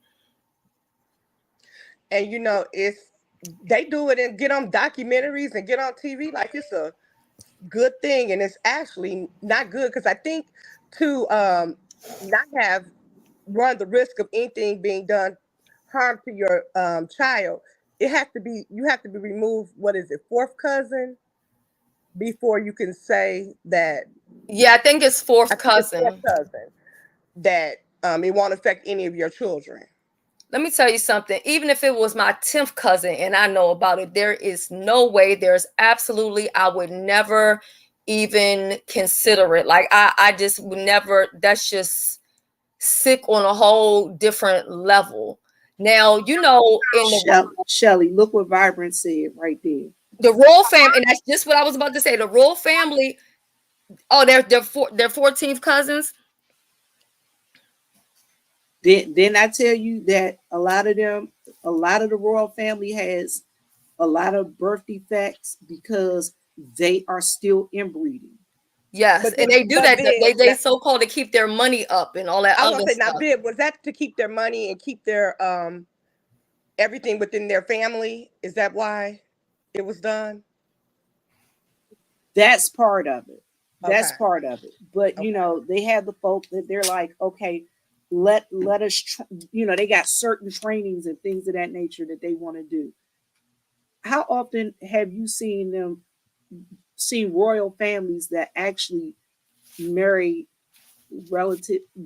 people to each other, daughters and sons to each other from different countries? And if you look at the pictures of some of them, you see how they got them long jaws and stuff. They like basically deformities.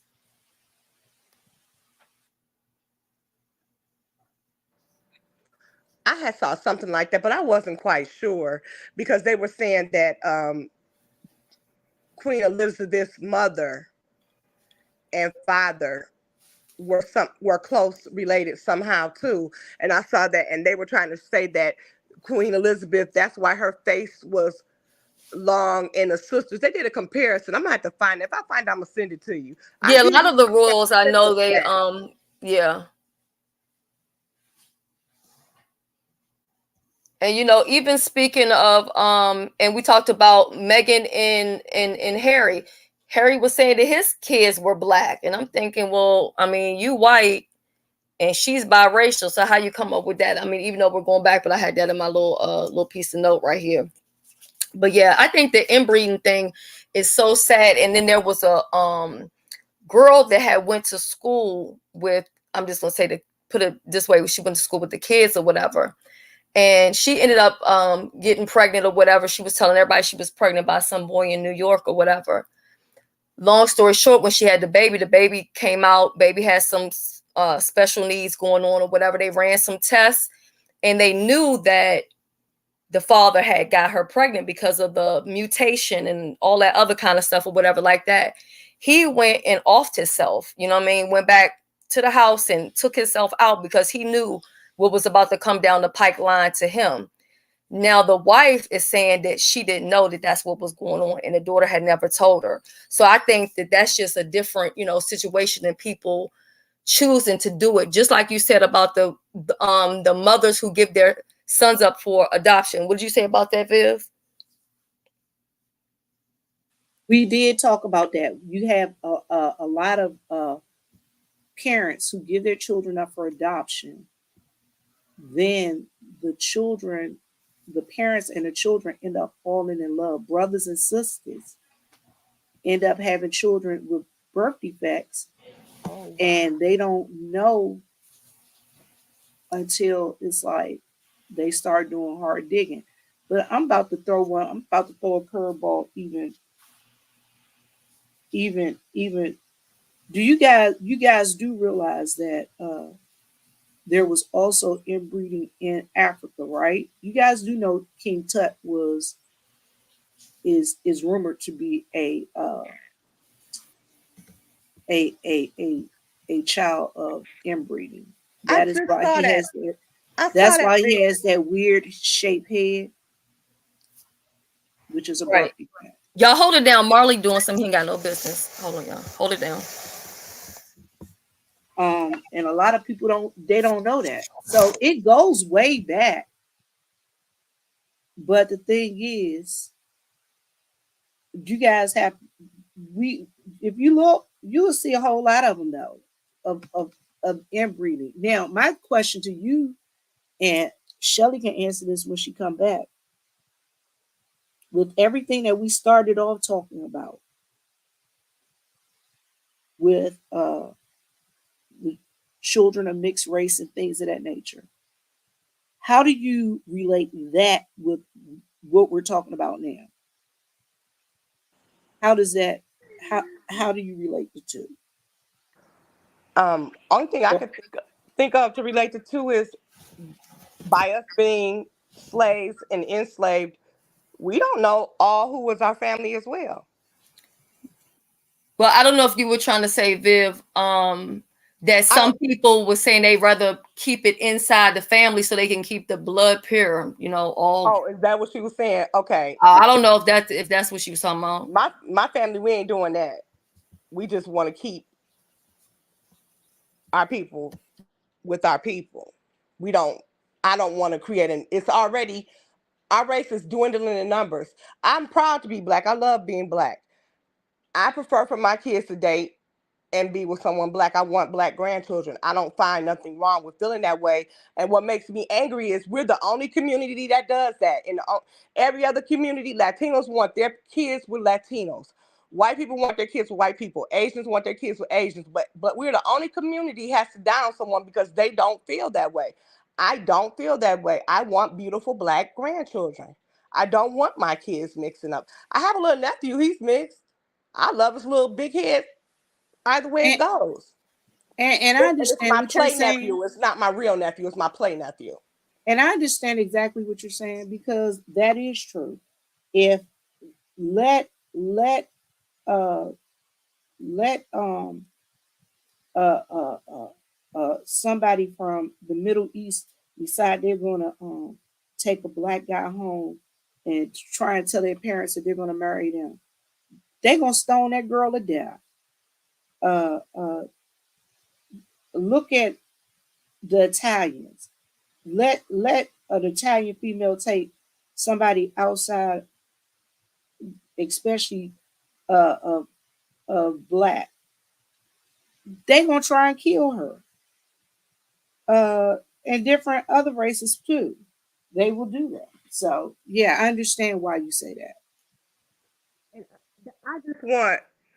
I just hate the fact that Black people, and that's just on our DNA. That's who we are as a people. We are a loving people, even though it doesn't appear like it, because what they show on the news, we kill each other, we shoot one another, but every race does. If you study criminology, you know the people tend to kill the people they live around. Whites kill white at the same advantage as blacks kill blacks. It's 80%.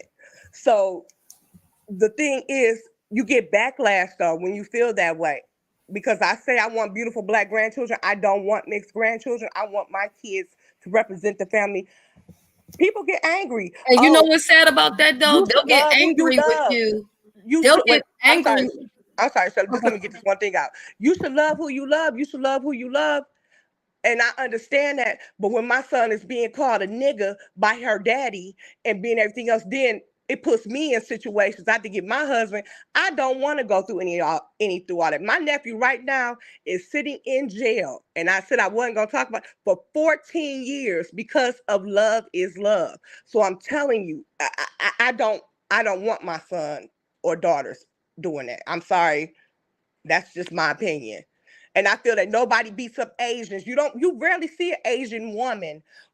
Now they are as they've been staying in the country, but people don't get mad at Asians because they want their kids to marry Asians. That's their culture, and it should be our culture. And it shouldn't be nothing wrong if I feel that way. No, it's nothing wrong with feeling that way at all. And I was telling you that when I was raised, not as I was raised, but when I was young, my mother said it to me, her mother, parents said it to them, and that's just what it was. And I think also too, and I explained this to Vivian last night, my great grandmother had a child with a white man. Granted, y'all think this was really something that was on a consensual, you know what I'm saying? Like my great grandmother was born in 1901. Okay. So they seen stuff, you know what I'm saying, that made them have a distrust for these other people. They ain't just, whatever. And even if they trusted these people, it's nothing wrong with loving your own people and wanting your own people to keep the Black race there. It's nothing wrong with that. You don't even have to apologize for that or say it and be unapologetic about it. But then you have some people who say, oh, you know what? I want to have kids, or I want a child with a light-skinned guy or with a mixed boy or a Spanish boy so my baby can have good hair or light skin or whatever. I never been one of those type of people that even thought that way. My head don't even think like that. Asian men are very abusive, Food Junkie says. In reference to Asian people, you write in reference to Asian people wanting their children to be with Asian people. Mm-hmm.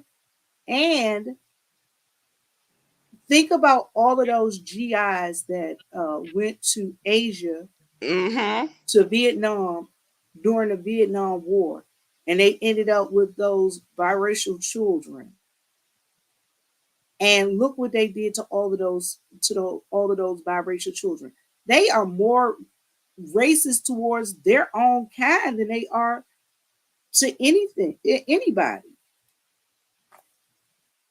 Y'all look, I just got a special way of looking at race in America and in the world, especially after living in Germany for 4 years, where there are still people in Germany that think that there are Black people with tails, where there are people in Germany who want to rub our babies and kiss them in the face because they think of them as talisman and good luck charms.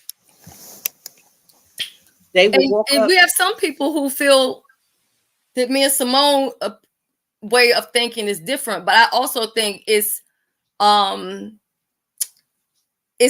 behavior, because it was always learned from the time I was young. It was always basically taught to me.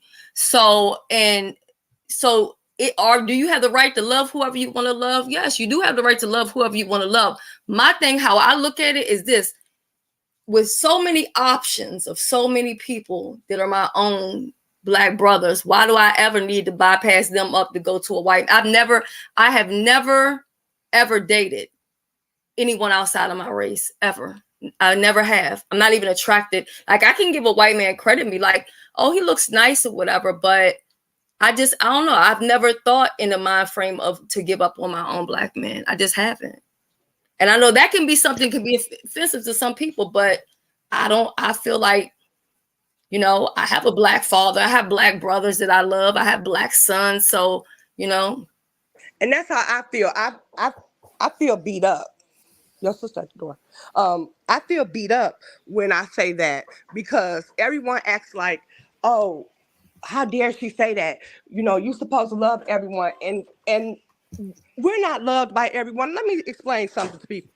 I had two of the best, like when Brooke came up here and said she was sheltered, Shelly could tell you I have damn good parents, very successful parents, parents that I grew up in the suburbs. And when I was younger, I had that mentality. Oh, I have to take my Black kids. We have to put them in these white schools. They have to have the best. They're not going to learn. They're going to do this. They're going to do that. And with my son, I had that same ideology. He went to the same high school I went to. Now, granted, by the time he graduated, it was a little bit more diverse. When I went there, it was only 50 Black kids. I graduated from Farmington Hills, Harrison, in Farmington Hills, Michigan. My son graduated from there. My daughter comes around. My kids are all 7 years apart. Yeah, I'm crazy. I get drunk every 7 years. I had a baby.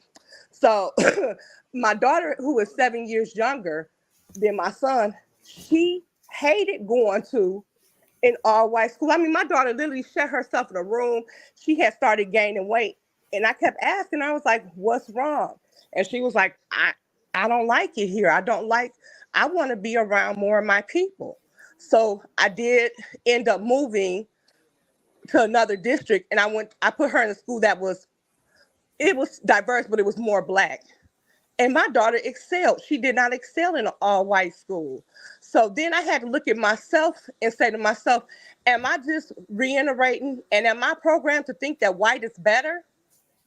Because that's what I've been told all my life from my people, oh, you go to that white school, you're gonna be smart, girl. You live in this white community, you're gonna have the best. And that's not always the truth. And when my daughter got to the Black school, not only did she thrive, she lost weight, she was happier. She had this personality that I never even knew she had. But she didn't have that when she went there. Now, my son was different. He thrived where he was at.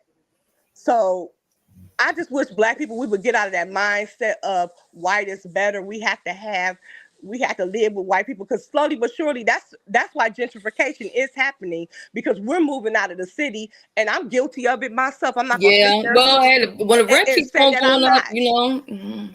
I'm guilty. We moved to the suburbs, and guess what? Them white people done came in and bought up all them homes and everything else that we once lived in, and building the neighborhoods up nice. I can say that for Detroit, definitely that's happening. Yeah, let me thank Azor TV for the super sticker. Now I don't know which it says, let's not forget that toxic dust you had up with the drunk biracial woman earlier this year. Some people who are mixed have a support. I don't know who that is. Do y'all know who that is? I don't know no mixed person. Do y'all know who that is? I don't know who that is. Oh, is he talking about Kiki? Isn't she supposed to be biracial? I'm not trying to throw shade. She's never been over here. Okay, well, I don't know. I don't know who that. Oh, is she talking about maybe misunderstood or something? I don't even know if I ever had her over here. I don't know who you're talking about. I have no idea who that is, but I thank you so much for the super chat. I really appreciate it. Yeah, I don't know who that is. I can't, because we don't really have. I don't know who that. I don't know who that is. I'm not for sure. Shelly, can I speak to school districts? Mm-hmm. I am going to say this. I am a product of HBCU, and I am a product of DC Public Schools.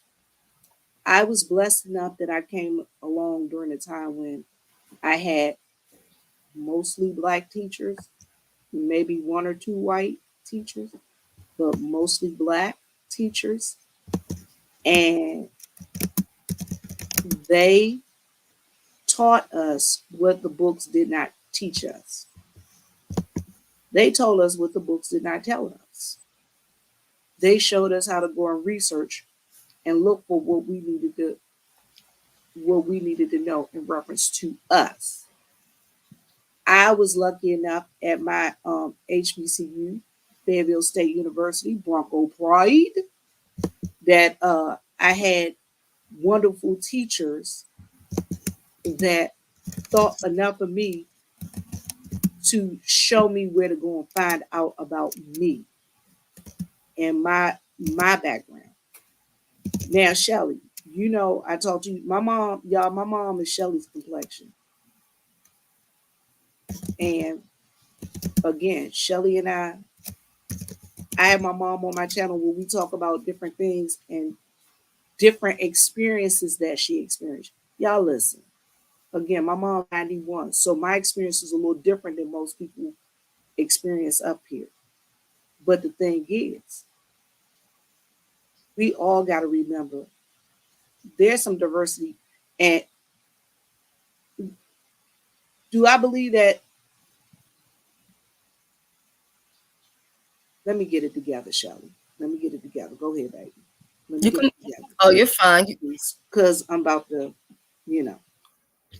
And you know what is something also too that I found, because we were talking about school and education also too this morning on Jay Wilson's page, and what I found when I lived in predominantly, you know, all black, you know, neighborhoods, even though my kids did great in school and they were always considered to be, you know, gifted and talented and all that or whatever. But when I moved basically away from that, the schools had better opportunities. Like, you know, when you can take the like college classes in high school and stuff like that. Take a trade basically in high school. So they had that to offer. So I really did appreciate that. Morgan State and Bowie University in the building. Right. So we got whenever you get your thought, Viv, we can come back to that. But since we had 2 hours now, I don't want to hold people too much longer. I'm gonna move on to the last one, which is C19 basically really caused people to make a decision on whether they wanted to get a jab or not to get a jab. People feel one way or either the other, but very few people right in the middle, right? I personally did not get a jab. Nobody in my house. My husband's the only person that got the jab. None of my kids got the jab. I didn't get the jab. I will never get the jab. I just don't believe in it because I feel like C19 was something that was man-made for population control and also mass spending. I've always said that from day one. I've never changed my thoughts about that.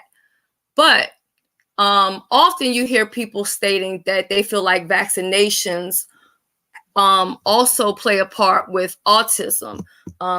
Some research or some people say that vaccinations has nothing to do with autism or and you know whatever. So I do want to go ahead and play this short little clip, and then after that I'm going to get your opinion on how y'all feel about the jab and if you think that it's related or not. I'm just going to go first, and then I'm going to play this little thing, and I'm just going to say that I feel that parents should have the choice to make the decision whether they want to get vaccinations for their children or not. When it comes to some of these diseases like, you know, polio and stuff like that, we haven't heard about that since who knows when. So I guess, you know, in that sense, they are helpful for some things, but I still think that it should be left down to the parents, and it shouldn't be where you are mandatory that you have to give your kids vaccinations. I know my doctor was telling me that if I didn't get the vaccination, I would have to end up finding another doctor. And I was just like, well, if that's the case, then so be it, because I'm not about to put that vaccination up in me. And the crazy part about it is me and my children, we didn't get the vaccination. We never got C19. My husband never ended up getting C19. He got the vaccination, got the boosters and all that other crap. But a lot of people that I know that did get the vaccination, they still ended up getting C19. I'm gonna go ahead and play this clip, and then when I get back, Vivian, if you can tell me how you feel about the vaccination. There's been a lot of talk lately about vaccines and autism, and maybe you're sick of this, maybe you just don't care, but I ask you to please hear me out. My PhD research was on the causes of autism, and simply put, vaccines are not one of them. Here that's shown clearly in over 1 million children. But I want to talk about what happens after I tell people that. In many cases, they'll criticize me, and they'll say, oh, I bet your research is funded by Pfizer and Moderna.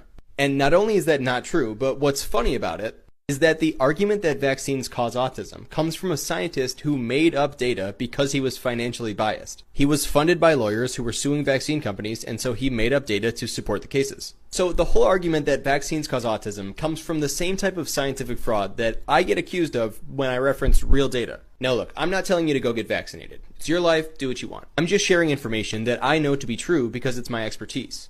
When it comes to politics and law, I will gladly leave that to RFK. Maybe you disagree with me or you don't like me. Maybe you already left a mean comment, and that's fine. But if you've heard all this and you've still chosen not to believe me, then you should seriously ask yourself what type of world you're headed for. Because when evidence stops mattering, we lose a respect for fact. A police officer doesn't need evidence to say that you were driving 150, and the judge can rule against you because he wants to believe the cop. It seems obvious to me that we should all want a world where we can disagree but still share a sense of what's true and false.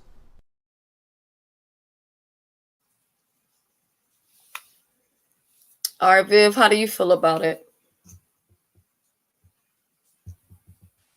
I believe in the vaccine. Look, you talking to somebody who was former military, and for those of you who were down in the chat that were former military, don't come for my head. But I believe in the vaccine.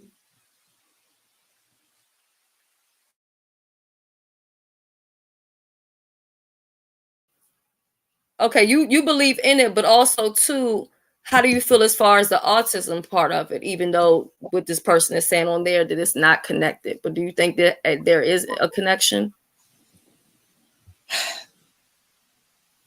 I believe there's a connection to autism with the foods that some people are eating. I believe that there's a connection to autism with some prenatal care. Okay. Now we have Simone got kicked off, but we do have young RZA that came back up here. Was up here earlier that also has autism, and I know that from when I met him over at Lonely One Love's page. So I think he wants to go ahead and add something. And then K Fit also has a son with autism, so I would love to hear her feedback. So after young RZA goes, then K Fit, I want you to chime in for me. Okay, pretty much for me, though. Okay. I mean, I don't know, to be honest, but for me personally, I'm born with it. So I just believe it's just a genetics thing. I don't believe it's the vaccination bit or anything like that. I think it's just genetics. Okay. Even if your family don't have it, there's a % chance you'll have it because, we could all display symptoms of it, whether, you like it or not, but basically, we're pretty much all on the spectrum. We just display it differently. And at what age did you find out you had it? 5. Oh, 5 years old. Okay. Wait, basically, I was diagnosed at 5, but I found out when I was 13. Oh, okay. Okay. All right, K-Fit. I agree with what was said as far as all of us. Well, let me speak to everybody. Hey, y'all. Shelly, really good live. I've been watching and commenting. Really, really good live. But I'm a mom of an autistic boy, and I feel that how we administer vaccinations is the issue. Because my son, number one, we all have sensory issues. Like we like certain textures, or like me, I don't like Jell-O because I don't like the way it feels in my mouth, right? That's a sensory, we all have sensory issues. However, autistic people, kids and adults, and young adults, it's a little bit more heightened, shall I say. And I think that my son, I knew something was wrong. And I've talked to a lot of other moms about this too. You know, when your children are getting their 1-year-old shots and it's a cluster of like 3 to 4 shots, if I remember Yes. correctly. Okay. Yes. So prior to that, my son was making eye contact. He was talking, babbling, singing, all the things that, a baby is doing, right before their first birthday. And literally after he got the cluster of vaccinations, he stopped the eye contact. We thought it was his hearing, got his hearing checked. He did have a lot of fluid on his ears. So then he got the surgery where they put the tubulation in his ears, to prevent the fluid for it to have an opening drainage, right? Still no eye contact, and he went quiet. I would call his name in front of him. He wouldn't even move towards me, or I would say something like, look at the ball, or do you want to go here? No real response, right? Just kind of would cry, make some noises. And I knew then, I said, okay, something's up. This is not really like what is going on, right? So I sat down and, I tell parents all the time, it is really good to have a really good pediatrician, because your pediatrician is the groundwork. They're the ones that have to write the referrals for you to go other place, like to get the Tested and behavioral stuff. specialist and all of that. Yes, they Right. write the referrals. So if they're denying something, they're delaying the diagnosis, and early diagnosis is so much better than that late diagnosis, right? So I talked to his pediatrician, and she said, unfortunately, they will not diagnose until 3. However, I think you're onto something. I explained to her, mind you, I switched pediatricians because his former pediatrician, I had expressed concerns, and she said, oh, well, kids do things at different times, right? And I always tell moms always lean into your mommy gut. Your mommy gut never lies, right? So I researched and found a really good pediatrician, sat down with her, and she said, look, they're not going to diagnose him until he is 3. However, document everything, because when he goes into testing, he may not do the stuff that he does at home, right? Because he's in a new environment. He's in front of somebody he does not know, all these great things. And the testing is only 2 hours. So you Right. can't get them to do like every little thing, right? So I began to document. I would record things. He would do rapid things like tapping his hands on something, right? Like over and over and over, or banging something on a table. He didn't like to touch grass for a while, because he just didn't like the way it felt. He began to be less tolerant of washing his hair. He began to deny foods that he once ate, right? Just all these different things. Even temperature-based things. He does not like cold things, right? And he doesn't like extremely warm things either. It has to be room temperature for him. That's when I just started noticing it. So his new pediatrician, we talked, and I said, and I asked her, I said, do you think it has something to do with vaccinations? She said to me, she said, well, there is not enough research to say yes or no. She said, however, I think that there is something linked there. And she told me, as a mom, you can, and they don't like to tell you this, but you can space your vaccinations out. And so I requested for my son's vaccinations from that point on to be spaced out, because her and I, and this is someone who's been in the medical field for a long time. She's one of the top pediatricians. We believe, her and I have talked about this, and this is our opinion, that the cluster of vaccinations, because a lot of people don't know this, but the autism rate is higher in Black boys than it is girls. Right. And we think that the way a male's DNA is set up, that the cluster of vaccinations almost flip a switch to make that autism gene now dominant. and it's like a switch that just kind of goes off. But see, they haven't really been able to connect the two because, now the studies are becoming more broad and it's more open now to talk about, and there's more funding for it or whatever. Right. So I believe that that's what it is. My son does not have the COVID shot, nor did his pediatrician even suggest that he get it, because she said, first of all, we don't know what it does in children. And we don't know how he's going to react to it because his immune system is already compromised. He does not get like an overload of all these new things are coming out. He doesn't get them, he doesn't even really take a lot of medicines.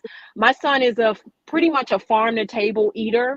I ate farm to table, nothing but farm to table foods when I carried him, and I only drink water. I worked out every day. I couldn't take the prenatal pills because it was making me sick. So I didn't take them, but because my diet was so great, I didn't have to, right? Right. I was so healthy. So I believe my viewpoint on it is right at 1. When those 3 to 4 immunizations are given, I believe it makes a recessive gene dominant.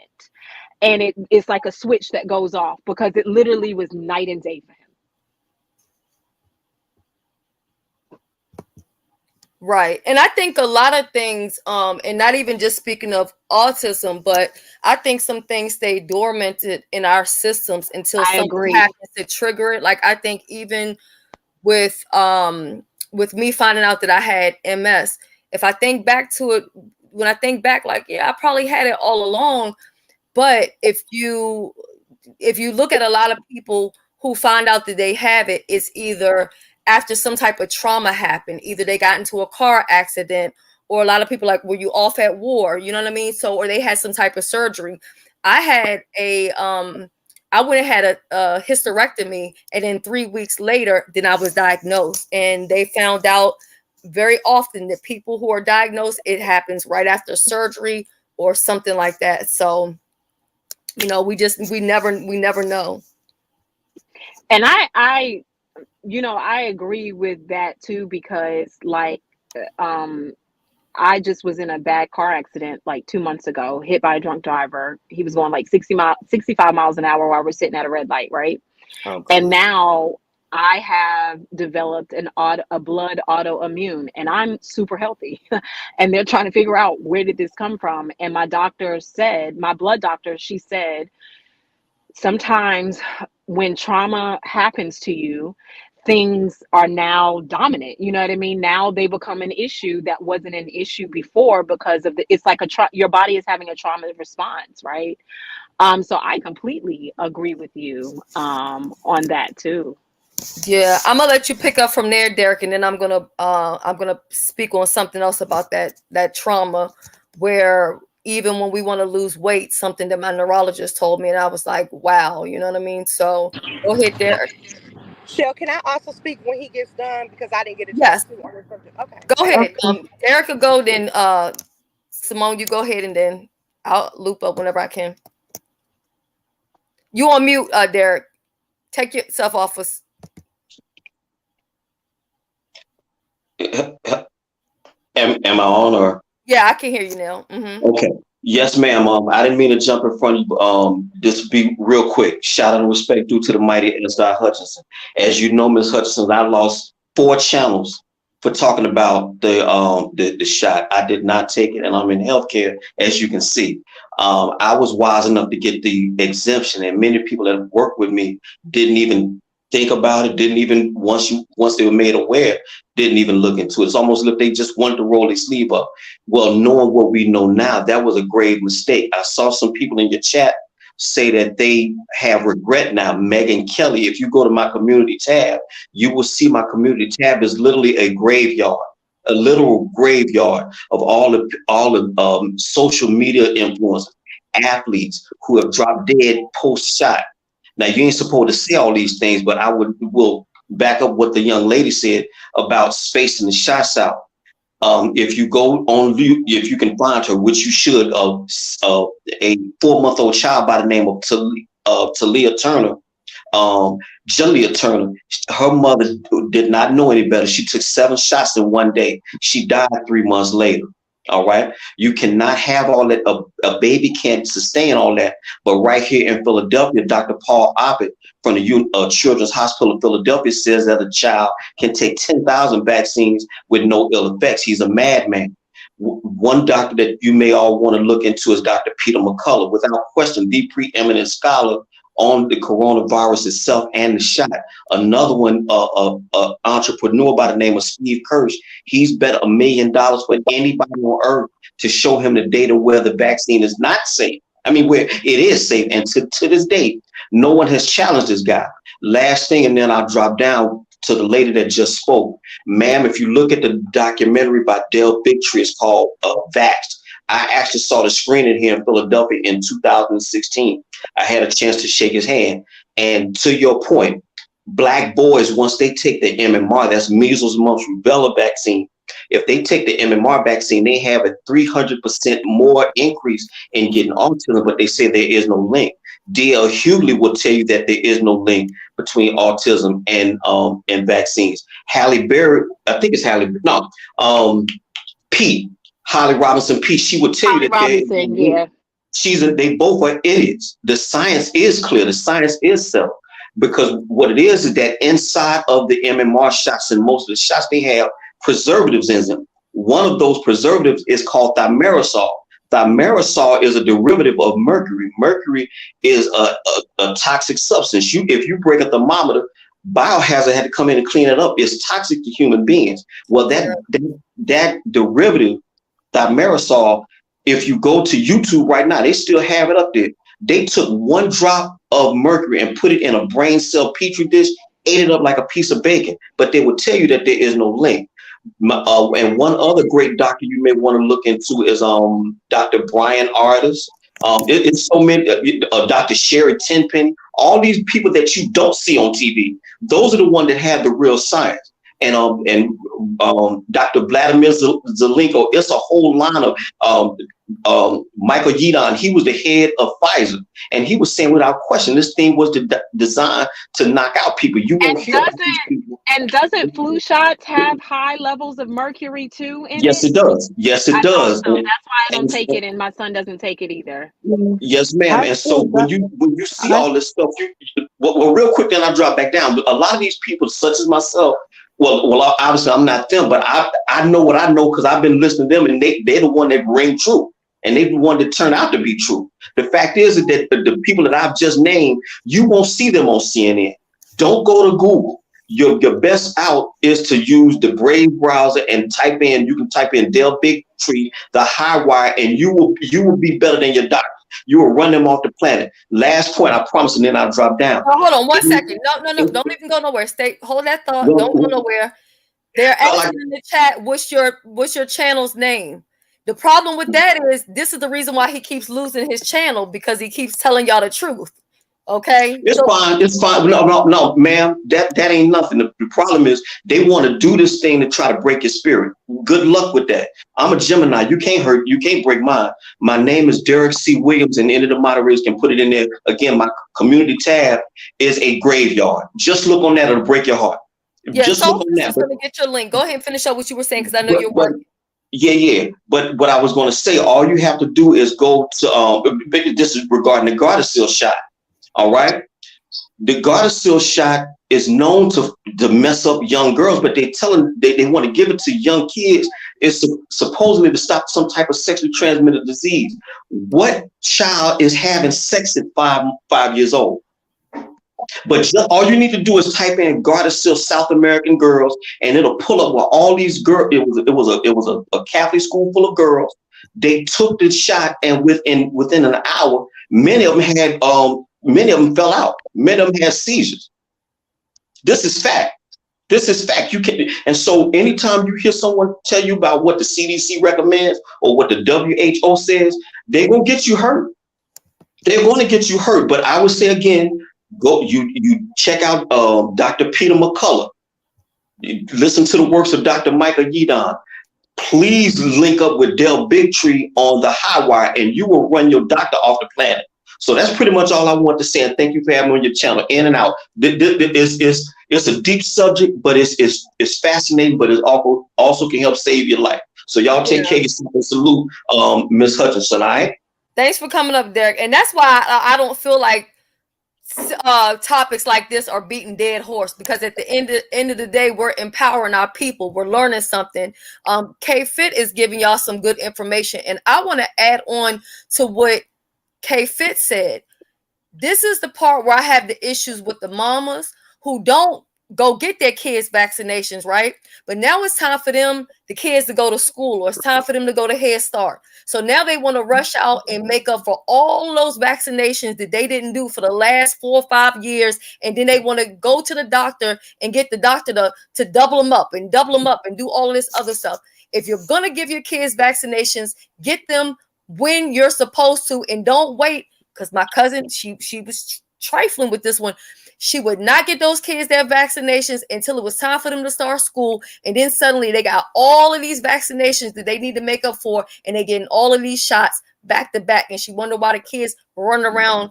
Child, listen, never mind. They didn't trigger me now. I'm sorry. I tapped out for a second. Well, real quick, and I promise this is the last point. This is regarding to the parents. This is the last point, then I'm gone, and thank you again for having me on your platform. This is in regards to being a parent. My child she went to a Catholic school here in Philadelphia, and we got exemptions. The fact is, here you go. Remember, I started out by mentioning the little 4-month-old child. Her mother, I've never met her, but I'm quite sure she is much more vaccine resistant. And this is the thing. You can find alternative medical treatment. There are naturopaths, chiropractors, and things of that nature. They're going to cost a little more, but this is the thing. As a parent, would you rather put that money out or have regret that you may have injured your child? You take care of yourself, and I'm gonna drop back down. Thank you for your time, all right?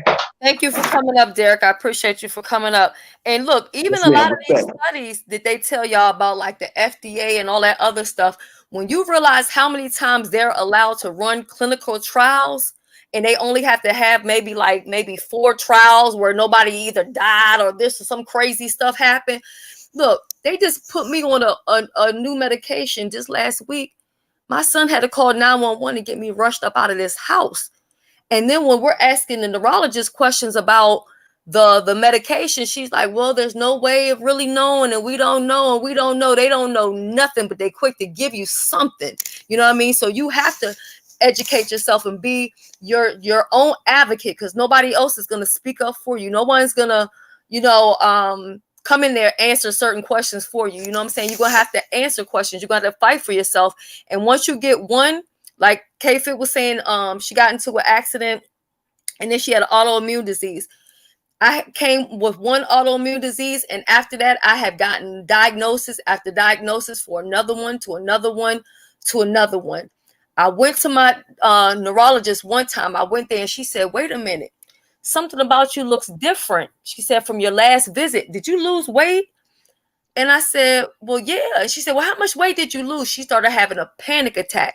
She was saying even some of the people who end up becoming diagnosed with MS had lost massive amount of weight at one time, or either having relapses to the MS, weight loss. So you just never know. You can't always go by what's in a book, because a lot of times doctors are going to go by what they learned in a book. And if they couldn't get it out the book, then they're not going to go with it.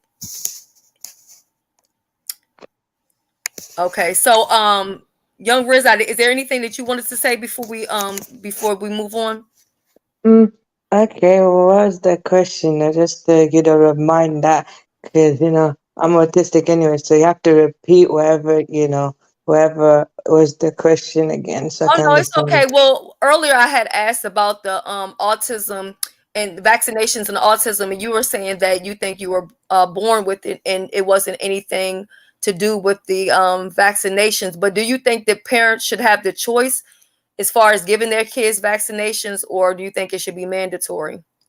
No, I think that in certain situations, the parents should decide. Certain situations should be mandatory. It's more like depending how serious it is. If it's very serious, then yeah, I go for mandatory. If it's not that serious, though, then it's the parents' choice.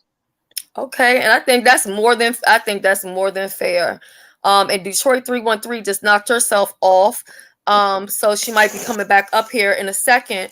But I wanted to give you the floor, K-Fit, to say anything that you want to say to the audience or anything dealing with autism or vaccinations before we close out. And then if Detroit 313 comes up, I'm going to let her close the show out before we leave. Okay.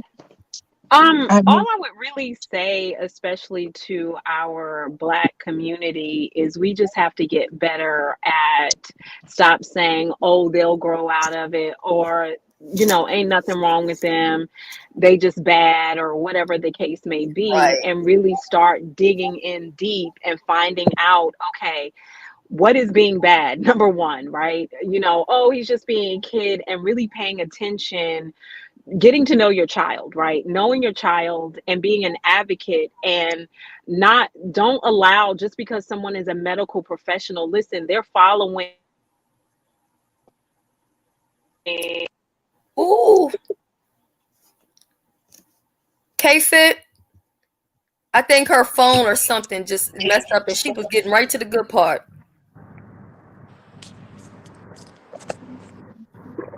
Shelly, I'm sorry.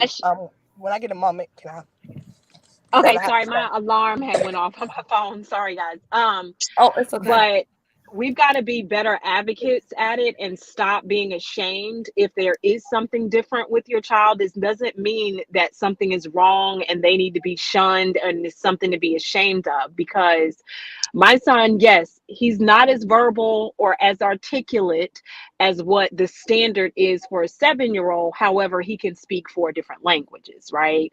However, he can put things together that probably I can't put together without a couple of tries.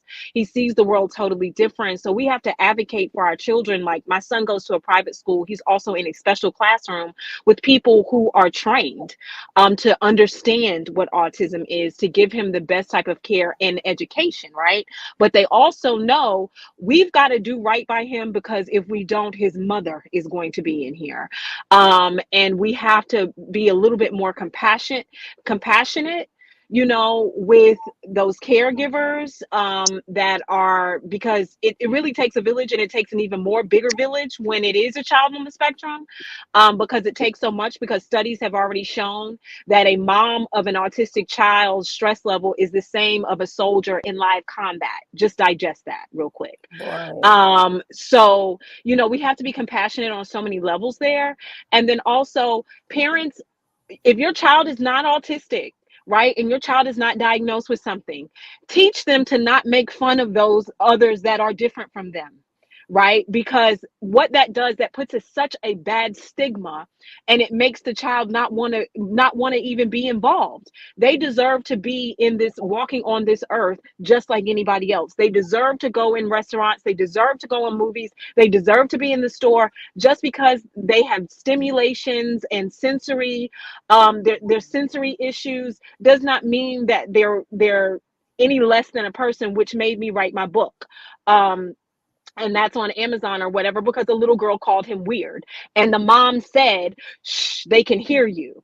And I looked at her like, wow, like, you didn't even correct your child, and to tell them nobody has to be weird, right? Just because they look, act, or sound different than you, or express themselves differently, they're not weird. You should have told her. And I addressed it to her, didn't yell or anything, just said, look, he's on the spectrum, so he expresses himself totally different, but that does not make him weird, and you need to educate you and your child. You know, she was very embarrassed, but, you know, we have to also train our children young, you know, hey, because it is becoming more and more diagnosed, right? Because it is a thing, that, because there's so much more study and funding that's going towards it now. Now, insurance companies are actually covering the care of autistic children now, you know what I mean? And fully funding a lot of the things, a lot of the care that they need. So, you know, let's just be mindful of that. You know what I'm saying? Yeah, and I agree with that. And the sad part about it is when you see parents or grandparents who participate in it, you know what I'm saying, and participate in it, how can the children ever know right from wrong? When you see the grandparents doing this kind of nonsense, it make you wonder, well, you see why the kids are the way they are. And that's why, you know, for me personally, I'm like, look, it's certain things I don't want to fight fire with fire and burn in hell. You know what I mean? I don't want to go and be down in that gutter with everybody else, regardless if that's what it is that they have going on. Like, I don't want to do that. And unfortunately, when you talk about these subjects or whatever like that, as you can see, we got it's 30 people in the room right now. At some points we had down to 26. I don't think we ever had more than 50 people in this room.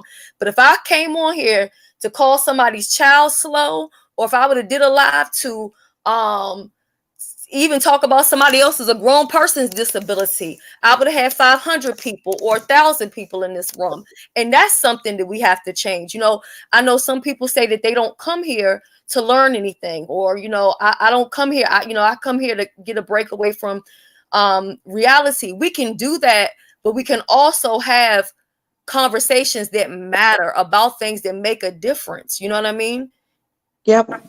Shelly, Of can course. I say For this me, to can I say, I was gonna say basically though, in my home, no, before when I was growing up, everyone else when they found out, they actually they accepted, but at the same time they thought it was imitation. The only person in my home at that time only believed fully that to push me to past my capabilities is my own mom. Basically, she said, that nope, I'm gonna keep pushing him, and that's why I got better over time. You wouldn't notice that I'm autistic unless I tell you, because I've actually improved this fast.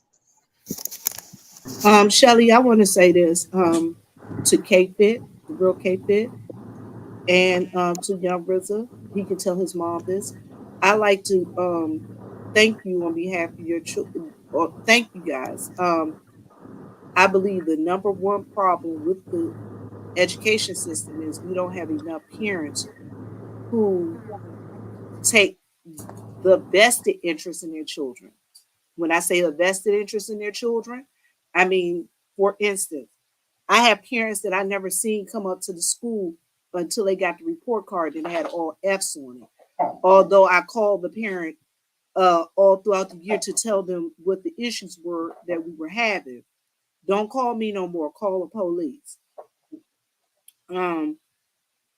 That is, I appreciate that. And the other thing is, I will tell all you parents down here, don't listen to exactly what the teacher tell you, because the teacher is not always right.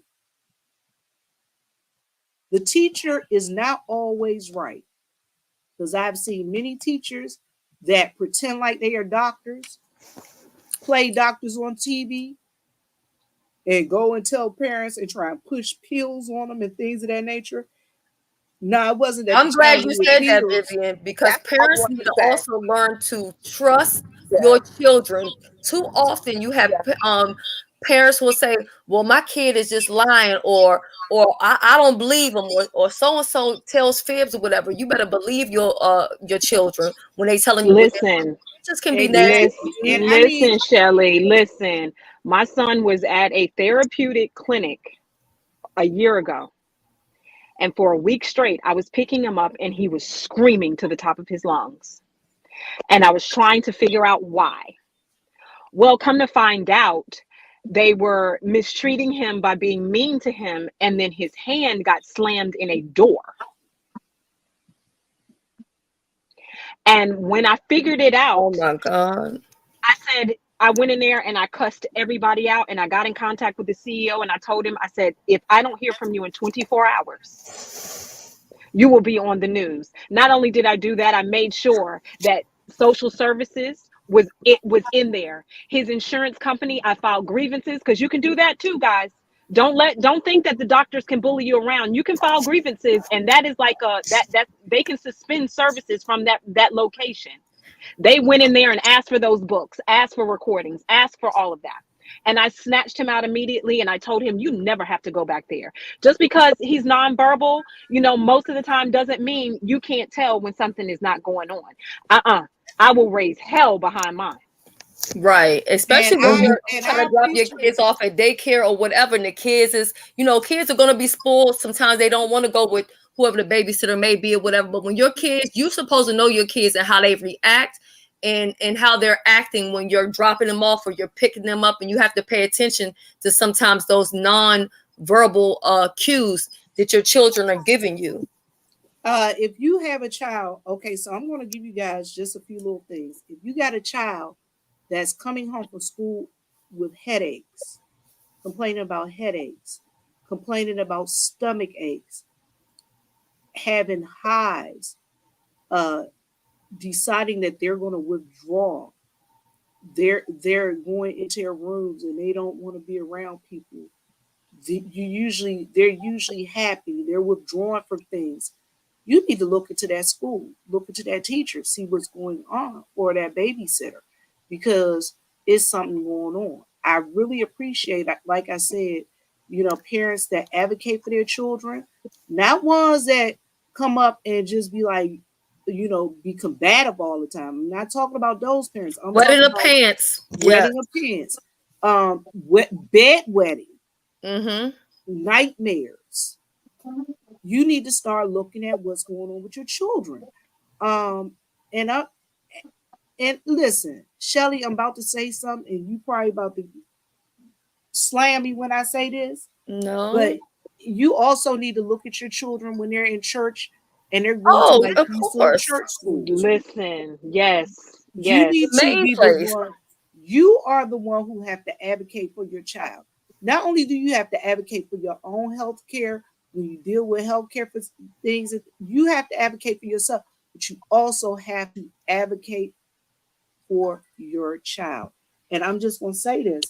Please, parents, please be on the lookout and don't go for what. Listen, I had a young lady, her son, I told her, and this is not mean to be a white or black thing. I'm just going to tell you.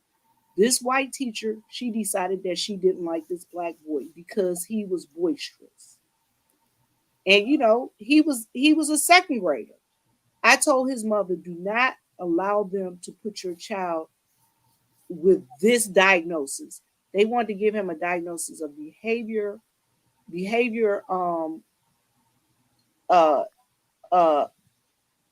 education, that he had a behavior diagnosis. I told her, I said, don't do that. She said, why? I said, because your child don't need to go to this special school because your child is bright. Your child is bored. The little boy was the smartest kid. Guess what? The kid ended up dropping out. He went to that special school for behavioral children, and guess what? He picked up their behaviors. Yep, that is so common. And he started to mimic them. They weren't teaching. All they were doing were dealing with behaviors to make you stand straight, sit in a chair, listen at what the teachers say. Don't do this. Don't do that.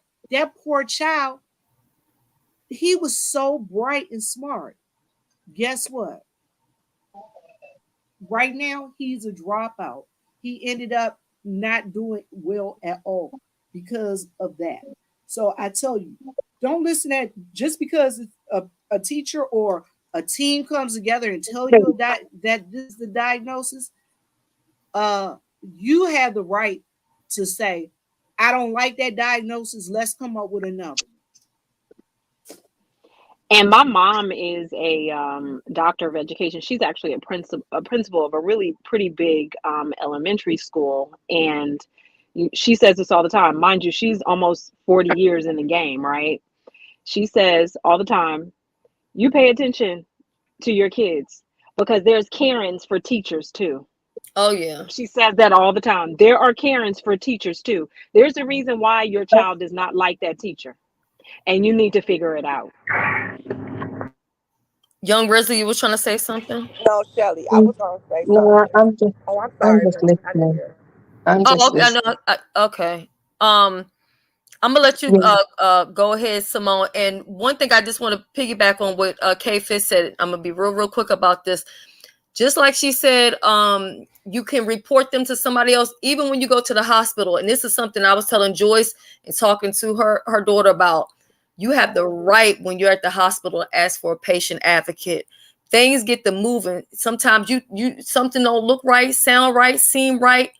ask for somebody. You have the right to do that. Sometimes people feel like, well, this person has more education than me. I don't want to question what they're doing, or they must be a doctor. They must know what they're doing. No, you have the right to ask a question. Like when I seen them giving me, what was that? The insulin, right? Because my sugar level was up high because they put me on steroids or whatever. I seen them. I said, wait a minute, what are you doing with that? I don't have diabetes. I'm asking a question because you're giving me something, insulin. I know I don't have, now I know everybody's taking, insulin for, different stuff. But at that time, that was unheard of. You know what I'm saying? So you have the right to ask questions. You have the right to ask for a social worker, patient advocate. You have to be your best advocate. And when you are a child and you have children, as a parent, you need to be your children's advocate. Go on to you, Detroit 313. I wanted to make sure, was she finished? Because I did want to cut her off. If she had something to say, I truly apologize.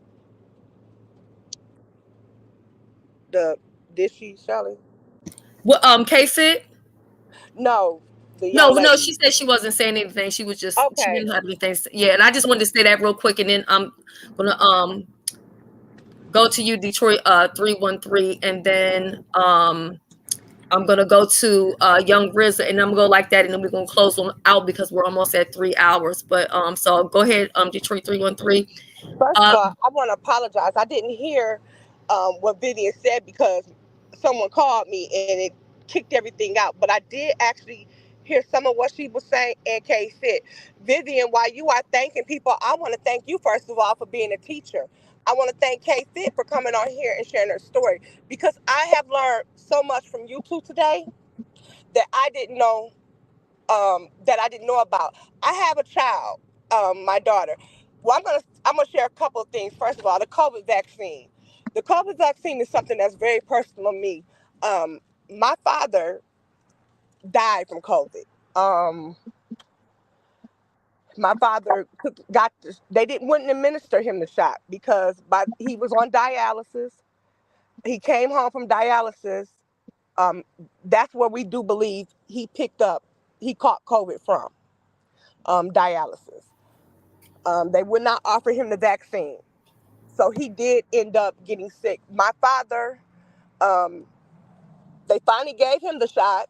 And after giving him the shot that night, he had a massive heart attack. And Sorry to hear that. he died 3 times on the table. And they brought my father back. And during this whole time, they didn't give my father oxygen. Wow. So the 4th time, so my dad died as a result of the COVID shot and negligence from the hospital and the medical staff. My father sat in a coma for 10 months after this happened.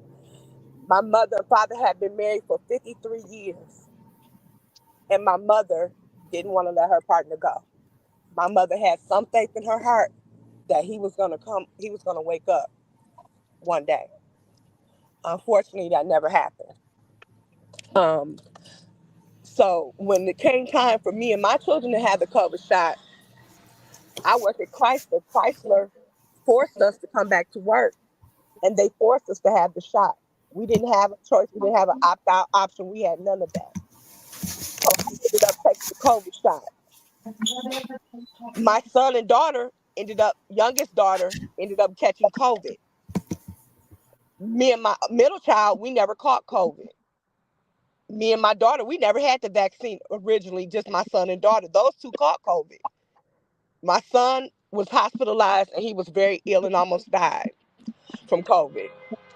So at this point, I was convinced that the vaccine is the definite thing to do. I've had the vaccine 3 times and all boosters. And today I tested positive for COVID. That was today. Lord. I told Shelly yesterday, Shelly, I don't feel good. I'm coming. Remember I told you yesterday, Shelly, Oh I yeah, feel about yeah. a We bad sure cold. was talking about that. And And today I Star, went. she was in the chat. She done had her boost. She done had the jab and everything. And she with this her second or either her second or third time catching it. And My youngest child, when I had my daughter, and this is why I tell people I'm so glad Kate Fit is up here and something she said. We as Black women, my sister's an MD, we have to advocate for ourselves, and especially when we are on that labor table and we are pregnant. We are our biggest advocate because Black women are dying at an alarming rate during childbirth and having children with defects. When I had my last child, the nurse told me I wasn't in labor. Mind you, I had 2 other children. I told her, I said, ma'am, I don't get contractions in up front like everyone says. I get mine in my back. I said, I've never had contractions that way. I said, I'm feeling contractions. The last contraction I had was so bad I shook the bed. And I had a little resident. She came in there just as nasty as she can be. And she said, she's only at 2 centimeters. She's fine. Let's just give her something to sleep and for pain. They gave me morphine for pain. They gave me a sleep medication and a Tylenol 3. Lo and behold, 2 hours later, I go into the bath. I am high as giraffe Cuda. And all I remember is it's foggy to me. I go into the bathroom because I feel like I have to have the world's biggest bowel movement. I went in the bathroom and I heard something go plop. Mind you, I'm high. It was the baby. Something told me, because I started just flush. Something told me to look down in that toilet. It was my baby. Oh my goodness. And she was looking up at me. And I'm all this is foggy. I grab her up out the toilet. We're connected still by the umbilical Umbilical cord. cord, yeah. And I say, I pushed the button because I was so high. I said, I think I had my baby.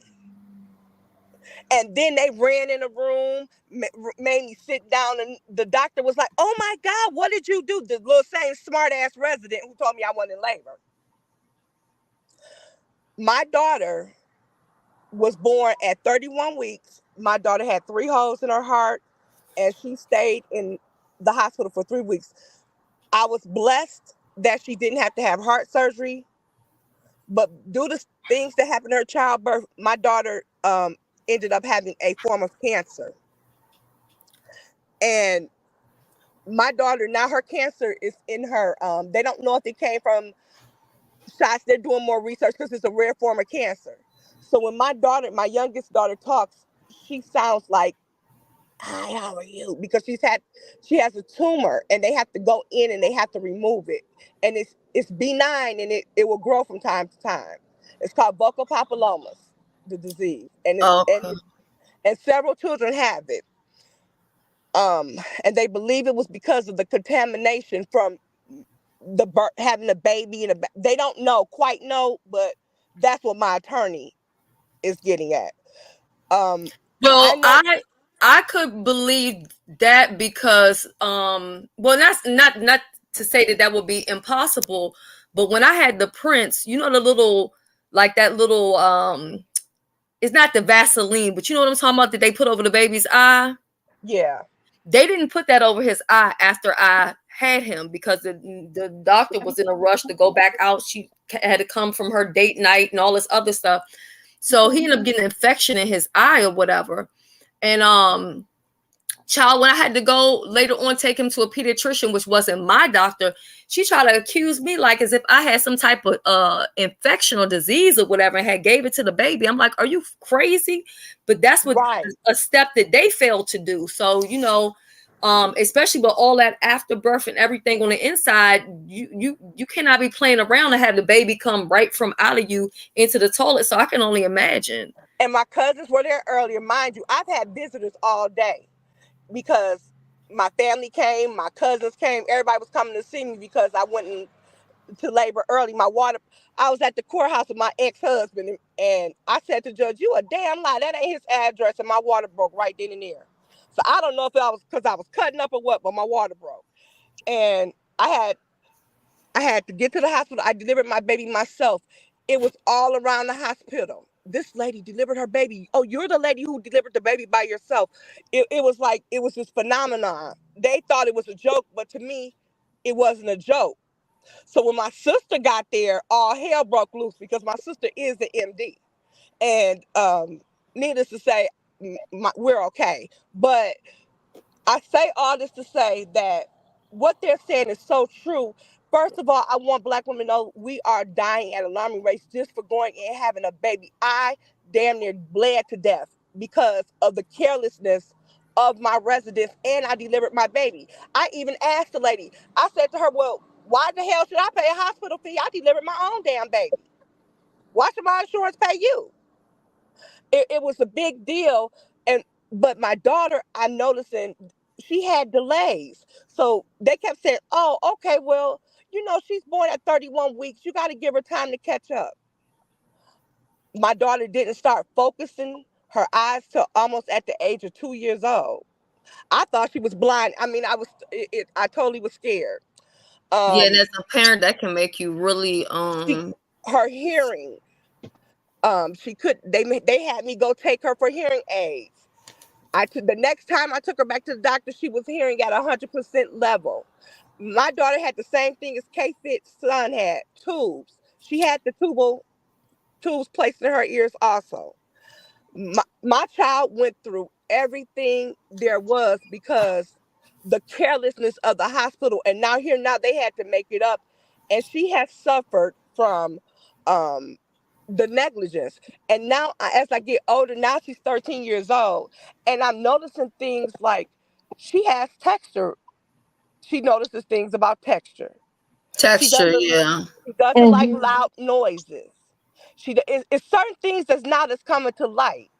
And I made an appointment for her, as a matter of fact, in 2 weeks, because even though I think she's very smart, I do believe she has a mild form or some form of autism, because my daughter are showing the signs that Signs they of it, say. right. And as a parent, I was in denial. I was just like, okay, yeah, she was a preemie. That happened because she was a preemie. I played along with that. She was a preemie narrative because as a parent, you really don't want anything to be wrong with your child. You want your child to be perfect. You want your Right. child Because to we be know what type smart. of world we live in. Exactly. So I want to thank you two ladies because I just recently made that decision to have my daughter tested because I was scared of the results. And hearing women like you and Viv, the way she's talking about teachers and how parenting, I just want to thank you because I thought I was not off, but when I hear some of the things you're describing, I do notice that in my child. And she does pretty good in school, but I do notice Do me a sometimes I have to favor. get on her. Do me a favor. Hmm. I suggest this to any parent who has a teacher that you think that is not listening to you. Before you go to that meeting, Hmm. find an educational somebody in education, an educational advocate that can go in and observe your child during class Okay. so that they can go with you during that meeting or give you the Hmm. notes that they make during that meeting saying what they observed in reference to the teacher's teaching style and your child.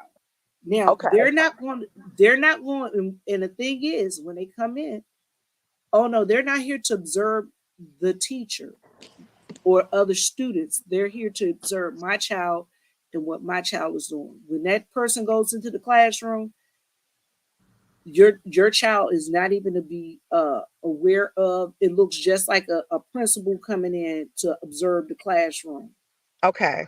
during teaching. Okay. I The would do teacher that.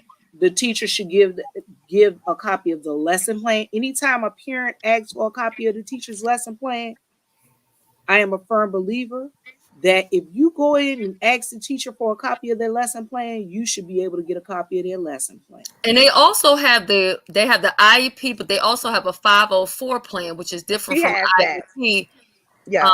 No, but I'm what I'm sorry, can I explaining to say her. something? I've got something, Tad. So basically in UK for me, we have something similar to an IEP. It's called EHCP, Education Healthcare Plan. So it's something similar. but entitled support, but also the healthcare part is also covered in it. And I think I have that till 24, 25. Oh, 24, This is 25. this is the Yeah, other so thing. basically, though, you can, as long as I'm in education, I can still have it. After that, I'm on my own. The other thing I wanted to tell you in reference to your child, Mm-hmm. and a lot of people don't know this, everybody that has a vested interest in your child is should have some say in part of your child's 504 IEP plan. And KFIT can speak to this. If there's something that the doctor, I'm quite sure she takes doctor's notes to her child's IEP plan meetings, because there are things that the doctors know that the teachers don't know. Because I'm gonna tell you, a lot of teachers, they try to tell you your child is, especially black children, especially black children. A lot of teachers try to say your child needs a pill, and teachers are not allowed to even say that, although they do it all the time, trying to encourage parents to go and get their children put on medication. They not even supposed to do that because they're not a medical doctor. And Vivian, It's I'm so illegal glad you for them. said that. That's what I was going to say. With my son, that's what happened with my son. His principal was telling me he was just the only child at the time. And she had me put him on all this medicine, I had my son on Ritalin, then because Ritalin didn't work. Then they had me put him on Adderall. Then they had me put him on something else. And my aunt is a special ed teacher for the Southfield, Michigan Public Schools. And she told me, she said, you know why that medicine doesn't work? Because he doesn't need it. She said, if he could sit down and get a straight A on a spelling bee, she said, there's nothing wrong with him. Take him off all the medicines. Do you know the minute I took him off all those medicines, my son was like a different kid. I'm listening to the school because I'm at work. I'm a mom. I'm trying to do the best I can, and I'm listening. And I had my baby on all those medicines, and then finally, one summer, I took him off. I said, you know what? I'm taking you off everything. We're gonna try to do this the right way. But it's funny you say that because the principal told me maybe you need to, since he can't sit still, maybe you need to put him on medicine. And I took her advice. But his teacher told me, Miss Richardson, she said, Miss Moore, she said, your son does not need to be placed on medicine. She said, look at his work. She said his issue is he just needs to learn how to sit still. And that And will come as he get older. Don't and, put and the him on thing medicine. is that I'm going to tell parents, they want our children from the school, school to prison pipeline. That's a real thing. Or how about the ones that think you're supposed to beat your kids to death? You know what I mean? Because you want to get up, move up. I give you something. You'll sit down. You know what I mean? They I'm think you're telling supposed to you, just be putting hands on your all it's the a time. real thing. Parents, please start working with your children as soon as they're able to mind. Start teaching them ABCs. Start teaching them their numbers. Start teaching them to read. Y'all, I'm telling you, we are at a disadvantage because we go into schools behind. Now, And Miss again, Viv, just to chime in on what you were saying about the IEP, do not, yes, and I repeat, anybody out there, do not let the school do the IEP for you. They will water it down. They will they don't know your child enough.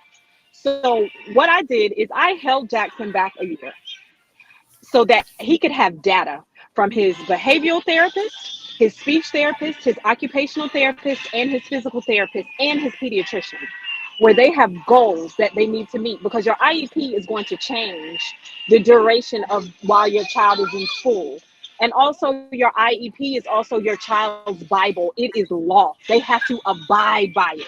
So if your child needs to go to the bathroom every hour and 15 minutes, guess what? It needs to be in that IEP. If you don't, and, if your child needs a break to go walk, it needs to be in the IEP. It is law. I went for my IEP meeting was 2 hours. 2 hours. Why was it so short? Because typically it's several meetings. It was only 2 hours. Why? Because I had the data already and said this is how his day needs to go. He also has And the other he thing had is mhm, they have to be measurable goals.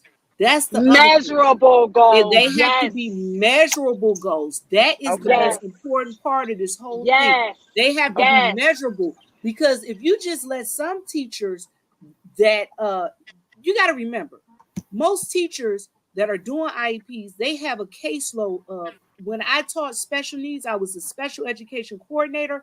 I had a caseload of somewhere as far as up to 40 kids on my caseload, which means I was actually doing, I had to do all of those IEP meetings and manage those caseloads. And I'm not in the classroom all the time with those kids. So I'm trying to get data from other teachers. All right. Yeah, and I'm And gonna other say teachers this. don't care Oh, about I'm you like sorry, that. Vivian. I thought you No, were I done. was saying what I was gonna say. Other teachers don't care about your children like you care about your children. That's why I suggest that if you have somebody that's an educational advocate that can go into these classrooms and if your child has an IEP, observe.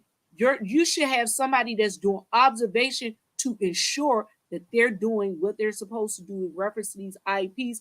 And if you can get someone to go in before your child is put on some type of educational plan to observe to make sure that the teacher is doing what they're supposed to do, that the teacher has good classroom management skills, that the teacher is able to work with your child, that your teacher is not being biased, that the teacher is following their lesson plan, and the lesson plan is a not one of these just generic ones I just pulled out of my butt, you know. And if your child if they have a special needs teacher in there, that the special needs teacher is doing what they're supposed to do in reference to that teacher's lesson plan, because special needs teachers have to have lesson plans too, people. Yeah, and having a good pediatrician, like K Fit said, is really key, because I'll tell you, with the Prince, I was one of those parents who did not believe in ADD or ADHD or whatever. You know, I didn't believe the kids need a pill for this, that, or the other thing. But the Prince has ADD, and I didn't know what it was called. I didn't know exactly what was going on, but I knew it was something. I didn't know what to call it, or what it was, or what really was going on, or how to really put my finger on what was going on. But it took me to advocate for my son. It took me to also advocate with his doctor. It took me to advocate at the school. It took me to also take him to specialists through his pediatrician, you know, giving me referrals and taking him. And then I found out that the certain tests, like a certain test is not covered in certain counties and stuff like that. So you have to be willing to really, you know, fight for yours. So I just want to say this before we close on out. Young Rizzo, I'm going to take you off. Is there anything you would like to say before I take you off the panel? Sure. And then I'm going to go. A couple stuff that basically, yeah, my dad pretty much advocated for me. He actually like multiple times just told them, no, this is the support I need. They rejected it constantly every time. He had to keep fighting and going. And also though, after this stream, I suggest you type on the internet what's the difference between an EHCP, which stands for Education Healthcare Plan, and IEP. You'll understand what it is. You know what IEP is, so type in what EHCP is. It's something similar, but it's different. Right. And also too, learning that all children and people learn different. I'm a visual learner. You know what I mean? Some people, they have different ways of learning, understanding that your child may not learn the same way everybody else learns. So Young Grizz, I thank you so much for coming up. I'm gonna take you down. I want to give K Fit the floor before I take her down. Anything that you want to say before I take you down? Thank you, Young Rizzo, for coming up. No, this was really a great panel. And I also want to extend myself if anybody ever has any questions or just need some support. I've been in it a while, so I know how to I know what to look for in resources and things like that. So I'm always, open for that. or whatever, just you'll see me in these these YouTube streets, as they say. Right. If y'all And can't find her, I'll track her down for you because I it's was just about to say 121. she can track me. I was about to say, if y'all can't find me, reach to Shelly. Shelly knows how to get in contact with me, because there are so many things that we don't know, like even down to being able to get pull-ups and Pampers for free. Like, it's just so many things that I've learned along the way, and I'm an open book. If you need any like assistance or just some moral support. Sometimes, we have days, right? It's tough. It's not easy being a parent, and especially not a parent of a special needs child. So, just reach out to Shelly, or if you see me somewhere in these streets, reach out to me and we'll connect some way. Shelly, again, thanks for the invite. Thank you for Anytime, I'm coming over. I here. appreciate it. Absolutely. No, this was great. This was great because more people need to be understanding and more of aware. We need to bring a lot of education to this and empower people. You've got rights, and use them. So I appreciate it so much, and thank you guys. Thank you for coming up. I appreciate you so much.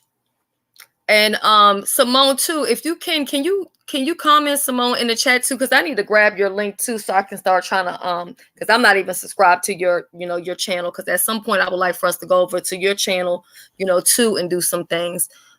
So if you could comment down there so I could grab your link, I would do that. But K-Fit, thank you so much for coming up. I truly appreciate that. Simone, do you want to say anything on your before we close the show on out, and then I'm gonna let Vivian have her last words and before we close out. I want to say, Shelly, this was a wonderful live, and thank you. And thank you, Vivian, K-Fit, Mr. Derek. I truly appreciate you. Were a wealth of knowledge too. And I meant to thank you earlier, so I apologize if I didn't. I just want to thank you, ladies. And I also want to thank Vivian and K-Fit a little bit, because you made me as a mom feel like it's okay to I don't quite know how to express what I'm saying, but and I'm normally not lost for words, but I don't know. I felt kind of ashamed at first as a mom. I didn't want to think that something was wrong with my child, but you guys made me feel like it's okay to want to know, to go ahead, push that extra button in that envelope to find out exactly, because I feel like at 13, I didn't know if it was too late to find out, or I just didn't know. And I've been going to IEPs, and I sit there. I'm a very active parent, and I go to the IEP. I listen to the teacher, but I didn't know that you can have someone observe your child in the classroom. I didn't know those things. So now that I do know, I am going to, as Monday morning, contact the school and find out if we can take care of that, because her appointment is at the end of the month. And I would like to know, if I do find out anything different, is it possible that I could reach out to you ladies if I have any questions? Or I just put my email in the back chat. Okay. If you need me. Yeah. Okay, so that was pretty much all I wanted to say. And thank you, Shelly, again for allowing me on your live. It's been a wonderful live, and everyone have a great weekend. And thank you so much, sis, for coming up here. Like I told you, remember, didn't I tell you how many people will be here? Because I said they don't want to hear anything decent, but that's not going to stop me from talking about things that matter. I think we got to kind of mix it up a little bit in between, because we can't just sit here and just give garbage out 24/7, and then we wonder why, our people lack from knowledge, So that's what I wanted to say. Well, thank you again, Shelly, and you guys have a good weekend. You too. Anything you want to say, Viv, on your way before we leave on out? And if you guys didn't notice, I had Vivian, I added her as a co-host. When Vivian was in the back, Vivian was able to let herself up on the panel and stuff like that. I usually do that because that helps me out when I'm up here on a panel, if there's a lot going on or anything like that. That's something else that I've been trying to teach people. But sometimes when you try to teach people stuff, they be like, she always trying to tell us something. We don't want to learn stuff all the time. This and I like to learn. That's just me, though. So anything you want to say, Vivian, before we close the show on out?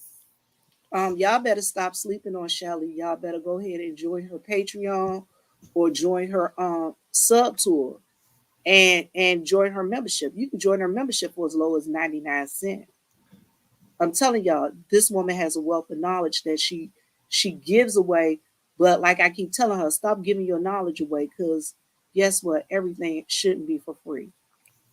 But Yeah. listen, y'all, I am going to tell y'all this. If you have a child that's special needs, that you think that might have some problems, I need y'all to start advocating for your children. I need y'all to sit down, take some time, spend time with your babies, get to learn your babies better than anybody. Because guess what? Just because I'm at school with them when I was teaching, and I was teaching them, there are things that they don't do at home. Because what people don't realize, they have to show these different cases in different scenarios. So for instance, they have to show the different symptoms in an educational setting, maybe in church, maybe at the store, and at home.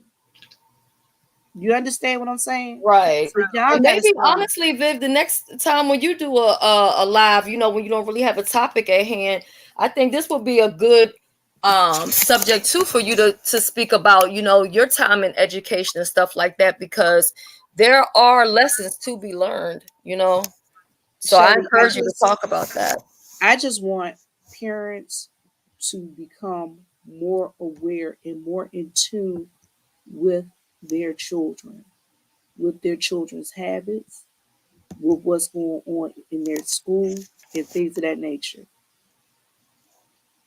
I'm telling y'all, y'all know that the teachers were better teachers when our parents used to pop up on them. I'm just saying. You know that, and you know that. Hey, Frank, I have not seen you in a minute. It's so good seeing you. Listen, it is Friday. Wait a minute, Shelly. Look at this. Look what L7 said. I actually sold my own dress because of you. That's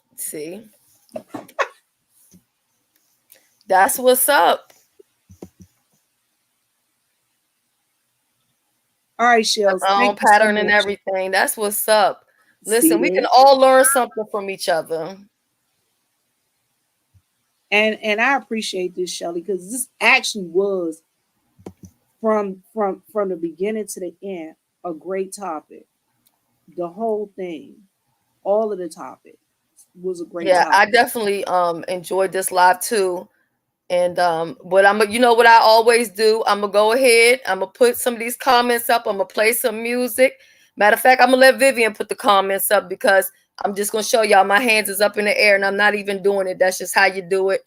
I'm gonna leave out with the song y'all like the most, and I'm gonna let Vivian close the show on down. So let me go up here to where's their favorite song at? Their favorite song. All right, here we go. But if I your body, girl, I don't mind. Cause not only you, they my mind, oh. Girl, you too fine, well, lie, me, I know they lie, oh. Not only you, they my head, oh. Yeah, only you, they my head, oh. See, now you, they cause confusion in my head, yeah. Me, I know they lie, you're my fantasy. You're my fantasy. Only you, they my head, oh. Only you, they my head, oh. See, now you, they cause commotion in my head, oh. Me, I know they lie, you're my fantasy, yeah.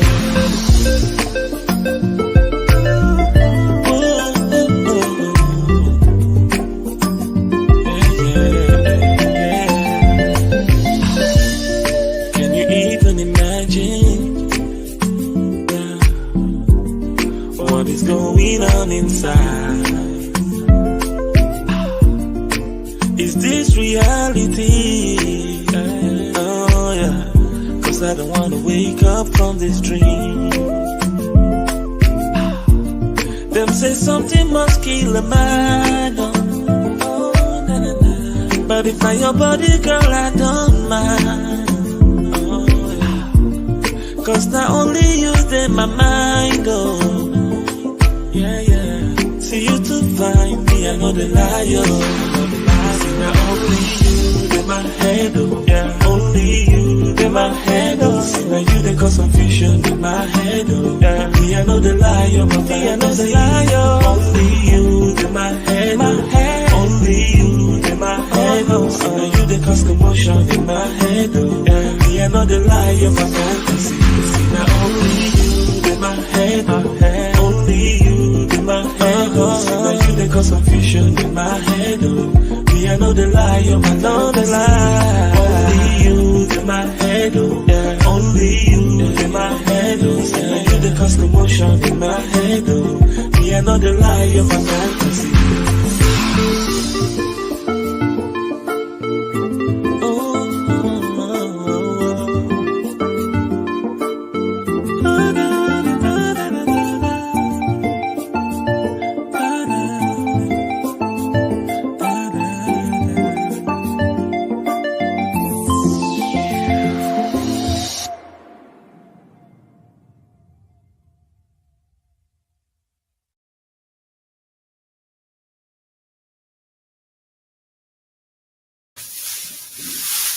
Shell. I gotta end it. You gotta shut it down. Oh, I gotta shut it down. I thought you could. All right, y'all. Thank y'all for being here. I love y'all. Have a good night. Bye bye.